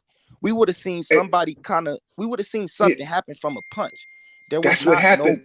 All of the cameras reacted to the punch initially before you heard any gunshots. Even the people reacted to the punch. Listen, bro, nobody is going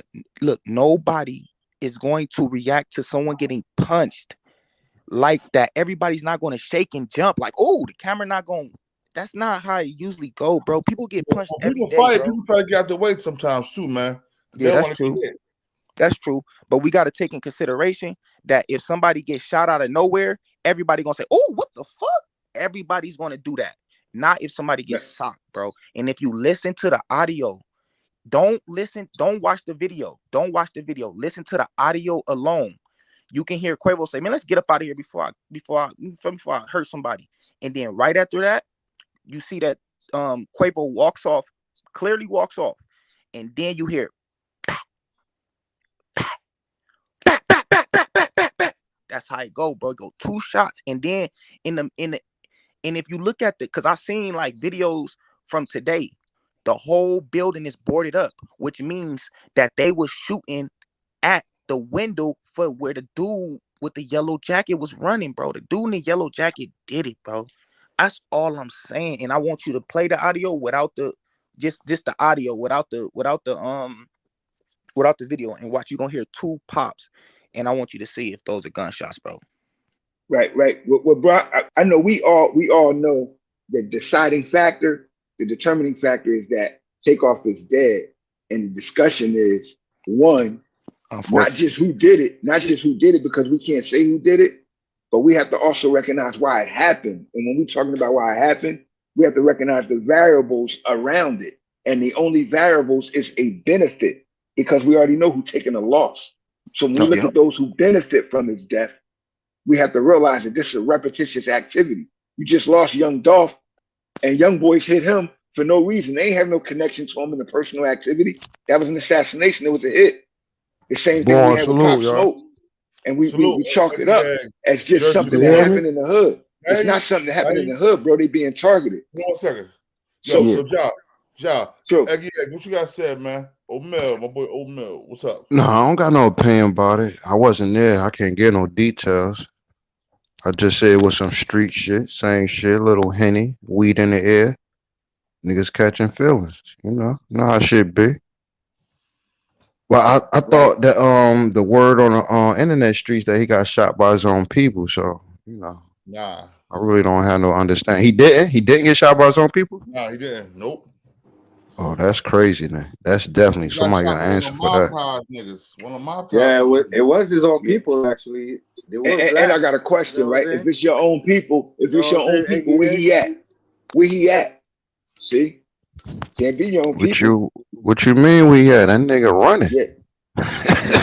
Like your own people. Or who we? I don't know. I ain't in Houston. I don't know the case. I don't know none of them niggas. What he supposed to come out and say? I did it.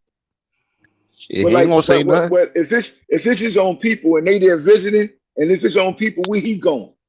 No, I'm not. I don't want to get no debate. I'm just saying that's what the internet streets say. Right. Yeah. Well, let's look at the factor.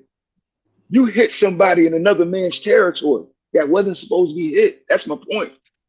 So if you have any respect for that man, that never should have happened unless that happened under the permission and authority of that man. So we keep avoiding what's relevant. We already know he dead, but let's talk about who benefits from that shit. And we're looking at the connecting tie. Oh, I'm out the loop. You know who shot him for real? Cause I seen the video, but I can't really see nothing clearly. Yeah, it's that white man sitting behind that desk. Oh, a white man killed him?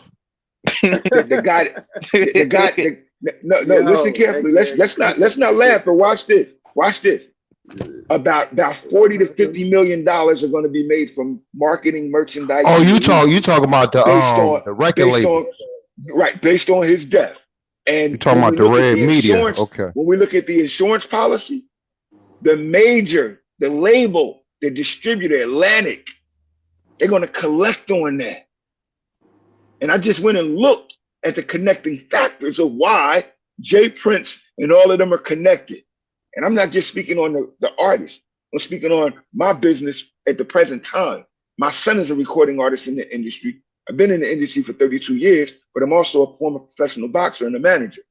And at the time, at this very moment, I'm managing a fighter that's in the same camp with Shakur Stevenson, and I'm wondering, why was he there? He was there because his promotional team out in Houston is there, and all of them from Houston was out there. So somebody did that, and he was the only one hit. amongst the important You people. blessed. It was too You many got the important people. inside. You got the inside plug. You know people down there. So what Well, happened? his What really manager, happened? his manager you know is what? my man that was there. So I'm just speaking from his angle. And all he said was that it was more than one person with guns. Niggas pulled out. You But already know somehow that only those chestnut people got hit. checkers. What if Takeoff probably, said something? So the thing about his people shot him, that's not true. But the thing about his people wasn't his people. The only people that was there with Quavo and them, it was three or four people with Quavo and them from the testimony of him. Them, Quavo and Takeoff, and they had two people with them that was from ATL, from their camp. Everybody Because else the reason, was let me mob tell you, ties. let me just tell you the reason why I was buying that, because I was just thinking like they coming to Houston, like why would somebody even aim a gun in their direction? They should be protecting them. So I was thinking when I seen it, I took it like, what's his name? Quavo was having a little argument. You know how shit getting. It looked like somebody swung, and then somebody like my people's gonna be on guard, but they not coming to beat. You know what I mean? They might let you argue. They gonna be on point, but as soon as somebody get punched, then I can see somebody on my side might squeezing off, and accidents happen sometimes. That's how that's my perspective. I don't know care what if he the was fuck from going on. Mexico, bro. I don't care if he crossed El Paso and came into Houston just to get at him. When he got at him, what happened to the reaction of the other niggas that was there that was supposed to be security with mob ties that had the guns? Why was their gun? Where was their guns at? See, like, why was it he was the only one hit, and other niggas that did the hitting didn't get hit? He was standing right there. There's another camera angle from them behind when Takeoff got hit. I haven't seen that. I don't know how to find that one yet, but it's one where it's behind. Show my man backing up, pulling the gun out. My man with the black shirt. TMZ got it though. These guys went through altercations already, man. They shouldn't have been there. Bottom line, man. Without the proper. Oh, they had issues with Houston already. Nah, they had issues with other people already. They done got into scuffles. The niggas done took their change. Like, Oh, they ain't gonna stop no young niggas with money, man. You was young too. You want to go somewhere, you gonna go somewhere, man. You know how it is. yeah, but Niggas ain't thinking smart. They even probably was moving smart. Things just happen, man. I'm renting out a house where I got snipers on the roof or whatever the case may be. We gonna gamble in there. I'm not going to a spot somebody else like, yo, bro. I'm telling you, bro. That's how gangster shit work, bro. You see, they wasn't gambling though. See that the dice. That's the lie that the media told us too, bro. The media told us that lie. You see in the video that they weren't gambling. See, and they was playing basketball or something. It felt like they was playing basketball They was arguing earlier. about basketball. Hey, do y'all think the security footage gonna come out, seeming that J Prince always throw parties there every Monday? He probably got a plug to where the actual security footage might be like not even come out. Of course, all that. If it's from their side, because it be jealous niggas, man. Them niggas probably fucking one of they chicks or they chicks in the house before they left. Oh, you gonna see Quavo on them? I'm see you down there. Nigga all jealous and shit. You know how shit be, man. Yeah, but Niggas where do you holding live at feelings after inside. that? But that's my point. When you do that on that man's watch, when you do that on Prince's watch, like where do you live at? Where do you go at after that? Because in reality, your life is not really worth it. And in the real world, nigga, everything you love might go before you for that cost. That's just I keep saying. We could also say this: J Prince can't be the only one of them niggas in Houston. He might have to lean with a stronger nigga in Houston, and that could have been a nigga. I told you. If that's the case, how much power do you really got then? You don't. I told you. That's my point. I told you I lived in Houston. J Prince, some niggas from the north side, they don't fuck with J Prince. They don't like J Prince. They don't respect him or nothing. Yeah, see, that's the only. Hey, Born, you saying it, Born? The only way that can happen and you don't be culpable is that niggas just don't respect you anymore, and that's real, bro. But regardless of whom or what, look who getting that money. Atlantic Records getting all of that. So let a nigga from mob ties go to jail and watch what happen or get hit behind this and watch what But happens. yo, all money ain't They good get paid money, from bro. all of I'm that. telling you, all money ain't good money, bro. All money is good money, just all You money can have ain't a your bunch of money. money. That ain't gonna stop a determined ass nigga, dog. I'm telling you. Hey, boy, you I heard see what that happened in happen. North the other day, right? The 2 cops got Yeah, shot. You know that's the hood. I know. you already. That's crazy, boy. Hey, That's what happened though. You know that's what happened around here. Did the cops die? Nah, Nah, one of them still in nah. critical condition. The other one came out of hospital yesterday. They had the motherfucking it was like the whole Newark police was lined up giving this nigga some type of celebrity parade and shit, bro. Word up. He only got hit twice in the leg. They shut that whole shit down. Word, bro. They had that shit was crazy. They caught the guy. Instead, man, they shut Yeah, everything they down. called him like 24 hours later. Yeah, you see how they bring him out though? My told. That shit almost got crazy around there because they kept bringing people out their houses and shit. Yeah. News cameras trying to get them on people's lawns. You know how motherfuckers is. They ain't trying to hear that shit, man. Yeah, that shit was crazy. Then there's a black side to them. Like, all right, make sure y'all arrest the nigga now. Because they know how they Dang. get. These There's a niggas lot of is that The fucked hood up, niggas bro. trying to make they making a block hot. Yeah. What, that's man? Yo, Look, nobody's gonna they go had to Houston and fuck with these niggas no more, dog. I'm telling you, it's gonna be You know that building right there, that ain't no fucking joke right there. Niggas don't That's fuck with money that shit. You ain't from Hell around no, there, don't stay. fuck with that shit. I guess there's no more money in rap no more. You gotta off niggas. But that's It's a fucked lot of up money because in old rap. boy, he was the rapper to me. He was nice as hell. I heard. That's what everybody said. I thought the other one You was know what, nice. man? Cardi B boyfriend, husband. Yeah, Offset. That's And you also, see, he went I on. think Offset knows what's up too. Offset knows exactly. Yeah, What's that's up. why he separated himself. Yeah. Offset See, having babies and chilling.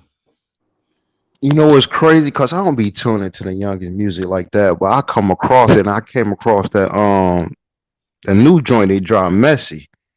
And I was listening to that shit, yo. And the other day somebody peeped out like in a video when Takeoff walking through the room, is motherfuckers right there arguing over gambling and shit. Right, I like, right. damn, he foreseen his death. That's crazy. Yeah, that shit is airy, bro. That's crazy, yo. it's deep, man. Like, bro, Quavo owned Migos. That was the So you Offset said separation he situation. own it, Yeah, he Quavo? owns Migos. He owns Migos Masters. Quavo on Migos Masters? That's what Offset got mad left. Yeah, I don't understand all that though. Yeah. What you got to remember something. Like he's the copyright trademark owner of Migos. He owns their masters. Offset was locked up when they came out. So on paper, he controlled the group. But who has the insurance policies? It goes to Quavo. So too, right? Offset more mad at him. He not mad at P. Yeah, Offset. The insurance policies go to the major. Whatever label you sign to, whatever major of that label that you're assigned to, got your contract. So you might sign a contract to Quality Control Records, but Quality Control Records is a subsidy of Atlantic Records. The same for Mob Ties Records and Rap-A-Lot Records. They're all up under the same house. So when you sign a contract with a subsidy of Atlantic Records, who will be the distributing of your projects. And that's how the connecting ties are. So when we look at who benefit from this stuff, we're looking at distributorship that go all the way back to Pop Smoke, Young Dolph, now Takeoff. And all of their money is connected to the same benefactor. And we're not looking at the hidden hand. See? So Prince might be quiet because he was told to be quiet. Prince being quiet because Prince don't want to get himself caught up in that shit. So Well, these normally, niggas don't bro, really have Prince no will say power, something. dog. These niggas is just fucking Right. rooks. These niggas is Yeah. rooks and fucking bishops and shit. They Yeah, ain't no bishops. fucking. Yeah, they bishops. Yeah, they bishops. Yo, what the fuck, man? Yo, fuck all this rap shit. Yo, any kids out there? Yo, somebody in the chat said it's Takeoff who swung. Fuck all that rap shit, yo. Nah, I might Takeoff could go was with that moving in. scenario. He was moving in. He didn't get the chance to swing. Hey, look, He was mark, moving in. Mark my words, bro. Nobody swung. I promise. Just mark my words. Takeoff Remember, didn't I swing. said this. Takeoff wouldn't swing like that. Remember him said it. Nobody swung. It was an initial gunshot to the torso that went through his body and went to his arm. But And that's nah, why before the gunshots, it was like some movement though, right? What they were like bro, pushing each other or something? No, listen. The gunshot that we see is from the 45. The 45 is he had the 45 when it was in the car. That's a loud gun. That's gonna go boom, boom, boom in the mall. But if you got a small pocket rocket and you put it up on a nigga and you shoot that motherfucker in his torso, then that's when it's gonna go. And then well, Takeoff wasn't next to them initially when the scuffle started. He was walking up. Him and Shakur Stevenson was standing feet away from them. Yes, and that's the guy in the yellow Them hoodie. niggas would have touched The Shakur. nigga in the nigga with the yellow hoodie. He allegedly shot the nigga Takeoff in the. You know what I mean? I'm telling you. And look, telling you. Because I'm telling you, he's the closest to the he was barricade. targeted, bro. He was targeted. There's no doubt about that. I just seen the video once. It looked like somebody swung. Yo, I would. he swung. Ja, I would be skeptical to what you're saying, but the simple fact that the way these rappers are reacting to this shit is exactly what you're saying, Ja. And everybody got to take note to all that. Nah, you said the gun made like a muffled sound. That shit I heard was ringing off. It's just a lower. It's a lower pop. And you know, that's because he was so close. The guy with the hoodie on, the yellow hoodie, he was like literally on the right side of Takeoff with his back against the bed. You breaking up, bro. Yeah, he's in a different media. You're in the Matrix, underwater right now.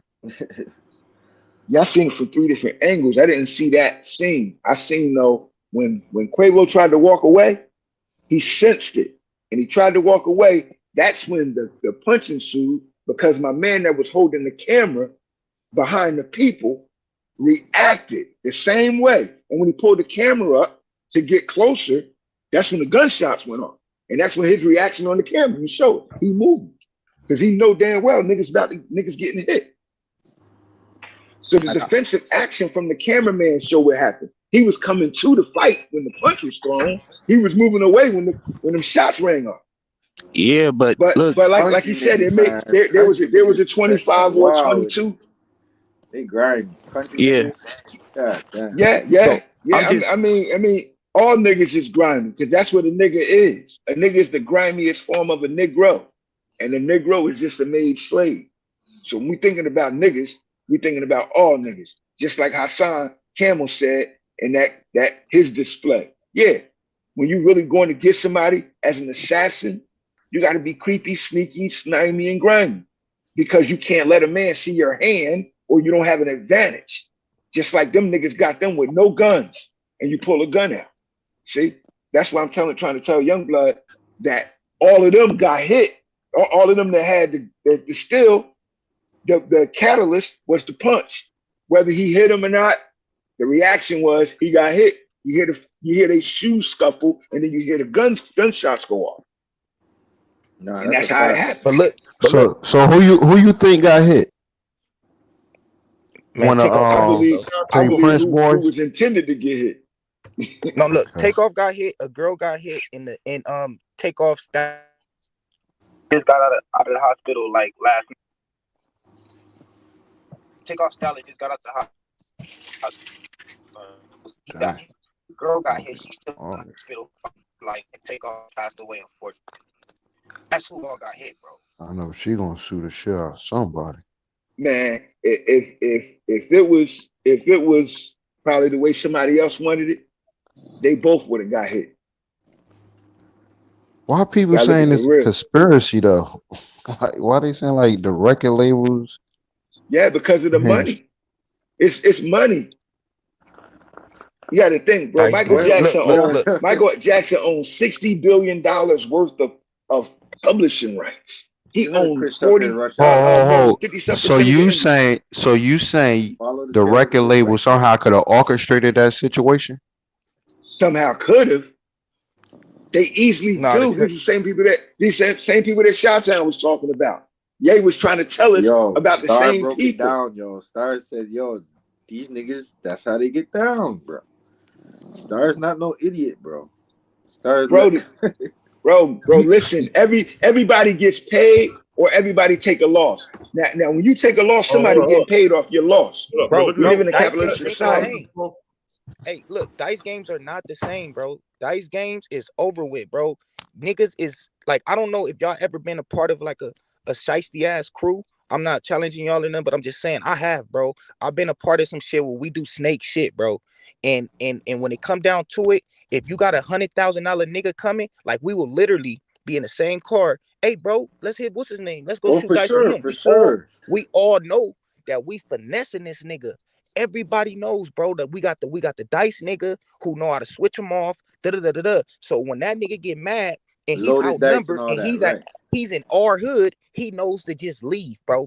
That's all, bro. I've been through this shit a million times, bro. And I seen this nigga, Quavo was walking like he's trying to leave, but whoever else is like trying to talk, you know what I mean? And Quavo just consistently try to leave. Even a nigga with the gun, he walking around like, man, we out of here, like we leaving. He walking around like we leaving. And when he started walking to go get Takeoff, that's when he seen Takeoff get popped, bro. I gotta see this video, bro. Please, on the real, it just, on I the want real, y'all to really on the see real, it we got it. to. I understand that, but even you got to admit, if you've been in the street, as you say, certain people don't even get touched under certain conditions there, my guy. because 100 bands with them, you're dealing with millionaires. I'm talking about that all of the guys that were out there had $100,000 really wasn't nothing to some of them. That's my point. It wasn't about dice. Yeah, and if you got money with maturity and maturity with money, then you only shooting dice in a casino that can afford you. See, that's how real men are responsible, mature men function. So they weren't there shooting dice. They were there at a bowling alley, bro. And we seen an argument. We ain't see no dice shoot. And that's my point. Bro, the dice game, look, bro, if you're a dice shooters, bro, dice games pop up at baby showers, and then the whole fucking thing, everything changed to a dice game, bro. That's true. Whoever shoots dice, the element changed to a dice game, bro. Even the bitches start looking, talking about, oh, how you play? I want to. Everybody's looking at the dice, so everything's turned to a dice game, bro. If they are shooting dice and Quavo's getting hit, and he see that niggas did snake shit to him, because that's what happened when a video first start. Quavo say these exact words. He says, man, I ain't tripping about that money. We gonna get that back. He said, they not trying to. Somebody said, they not trying to disrespect you, young blood. They not trying to. He said, man, I ain't tripping off that because they know they won. We gonna get that money back. And then the dude say, man, y'all could just play basketball for it or something. He said, nigga, I ain't worried about no basketball. Nigga, I ain't worried about no motherfucking basketball. Nigga, y'all just seen me play basketball yesterday. Nigga, He wasn't even supposed to go that far though, man. They on Mob Ties watch. It wasn't supposed to go that far. No, it wasn't. That's my whole point. You got dice game shooters, bro. Nah. You coming to my town, none of my people is gonna argue with you. That's not even gonna happen. They gotta deal with me. They gotta deal with me. Exactly. That's not gonna happen. Now you What? see what happened? Everybody in dice game gonna have money. I ain't gonna have no dusty niggas around you. That's not gonna happen. You can do whatever you want. Hey him. If you're in a dice game, with a real nigga and he in your town, oh my God. Like you mean to tell me that niggas just hit anybody in any dice game with no rules? Everybody in the dice game. I don't give a fuck who you is. Everybody in the Where dice you from, game. bro? Where you from? I'm from California. I'm from California. Y'all can grab niggas out there anyway. Look, I'm just telling you. Y'all California niggas is shiesty. They got no code, bro. That's why I'm telling you, like it's like it's inner crews. Nah, in the South, one thing I know about the South, they got grimy niggas, but they support their own, man. I don't understand that shit. It's like, That shouldn't have But happened. you know Shit what? like that But don't you know happen what, like bro? that in the Let's South. not get distracted from the truth. See, in our hoods that happened, but at this a particular event, this venue, it was millionaires in this venue, bro, and but they that dice doesn't shooters. happen under Bro, when they're another dice man's shooters, they come watch. from that culture, OG. When they dice shooters, they come from that Yeah. culture, bro. You can't. Well, You how can did take a nigga what out I'm the saying is hood. that You how can't did they take the hood out the get nigga. in that part? Like, I believe you on I that. don't What I'm believe saying in is how did they get in that party? shiesty niggas everywhere. East, You west, get what I'm north, saying? south. Yeah, Shiesty they niggas got in the everywhere. party because they friends with with whoever they need to be friends with, and Well, that's it's to say they got in invitation only. It's right. It's an the, yeah, invitation only party. I So you understand had that. to be friends with somebody you had to be friends with. Yeah, So you But ain't everybody don't. you ain't just a Look, nobody nigga around them that's niggas. my point. So we know but who when you is, nigga. You Yeah, you was got some there. type of You get strength. me? that's a Like fact. we know who That's a you fact. is. You ain't no They random know nigga who that it just is popped up. because you got to remember That's a my month point. ago, the You know Chicago how thing it's that gonna they go. did. All them niggas who was there in that circle gotta go down to that station. Look, the nigga the nigga Man, that was Find in out who did it. Chicago, the nigga that was in Chicago that do the jury, he got popped at allegedly the same circle dice game. This So how I you mean, know. This how you know a mob tie is some strong. niggas get it. Cause this what the mob gonna do. They gonna make the But nigga it's not turn even a himself mob. This in. is just this shit normal, bro. That's This how shit they every do day. it. What that's if, like I said, if they respect them. Yeah. See, if you ain't got no you don't fear no consequence, you'll do anything you want to do to anybody you want to do it to until somebody that's going to make you respect with consequence. See, that's what I'm asking young blood. Like you can't just get anybody. Yeah, you're right You get about some that. you get some people, bro. Man, You get some people, bro. You go home and your family gone, nigga. By the time you get home, see that's in the real world. Mm-hmm. So them same dudes behind that desk that's going to benefit off of this, play with them and watch how they do.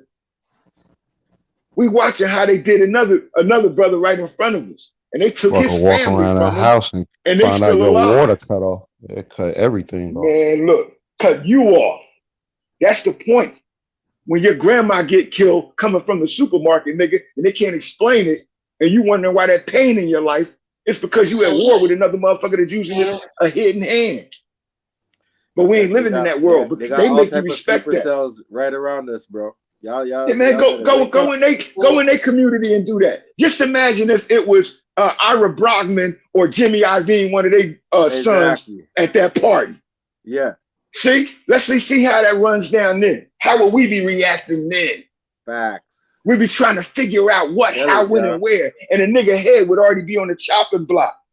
But the niggas that own them niggas wasn't there. They sons wasn't there. But a 28-year-old black young man is there. And he dead, and his value is going to multiply tenfold right now, bro. And the people that's going to get paid off it ain't say shit. What I want to know is why both J Prince sons still alive? They both was there. The uncle was there. It should have been more people that got hit than that because they was Shakur Stevenson could have got hit because he was right next to Takeoff. They was trying to hit Takeoff because they would have hit Shakur Stevenson too.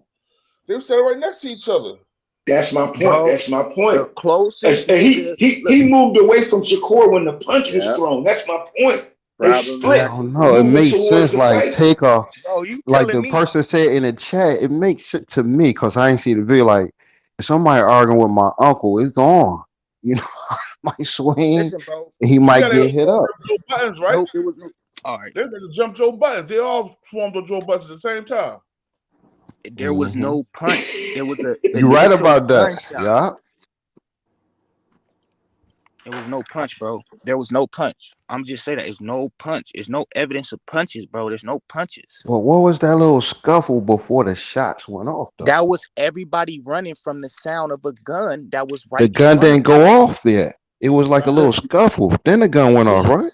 Please play the video and you're gonna hear a gunshot. And right before the lady say, "Oh shit," it literally you hear pop. See, what you could perceive to be a gunshot could be the impact of a punch or a slap. You heard? That's the impact of a punch or a slap. That's what they said initially, bro. No, that's not what happened. So You what gotta does that? listen What to does that the make? gunshot. How does that make a Bro, you difference?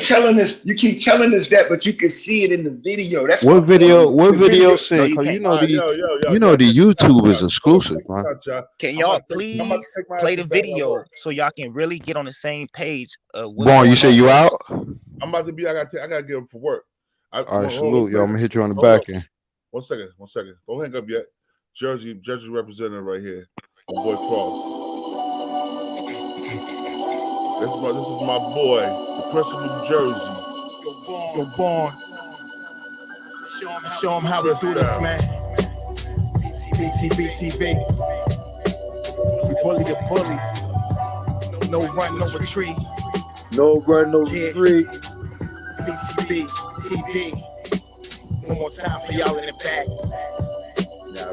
Y'all slow ninjas. Right. Yo, John Gotti flow, rap Pablo, Escobar status, rap game Corleone. I can show you how you lay back and watch your pockets grow. Stay away from devious women, end up like Papa Smoke. Y'all wake up every day twitching, like oh I gotta post. I wake up everyday mission, it's $1,000,000 notes, dominoes, bodies drop, rock stick like a collar toast, Broadway. You know, then you know. I came for everything they said I couldn't have. Got that and then some, and then some. My wins on overload. Say you overdose. Your rappers in the tight squeeze and that clutch like Qauvo. The overdose. We don't go for that. Another tale from the street. That been harbor flow. The projects like. Rewind. Yo, Born. Show them how we do this, man. Btbtv. We bully the bullies. No run, no retreat. Yeah. Btbtv. One more time for y'all in the back. Y'all slow ninjas. R.I.P. Takeoff. Right. Now y'all see what Kanye's talking about? John Gotti flow, rap Pablo.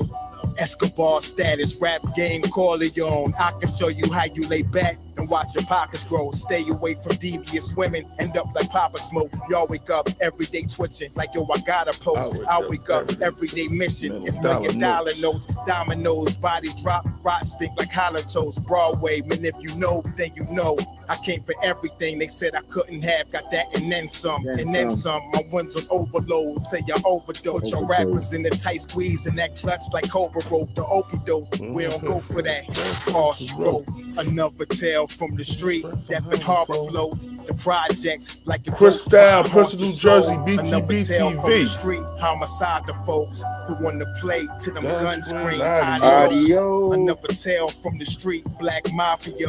So Don Corleone mixed with Al Capone. Another tale from the street, like an opera show. These kids be acting to their life movie, curtain closed. Nowadays, your foes will plot you wearing Malcolm X hats, 666, the devil on his shoulder, won the death match. Reminiscing when more street ninjas was off the hook, chasing D's up off the block, trying to run and get the force, blood on pavement. He's 12 years old and he tough to play with. He don't go to playgrounds, that's his fiends who want their veins stick. We can't miss. We can hit the target with our hands behind our back, our eyes closed and half brainless. Don't play with us. Another tale from the street, death and horror flow.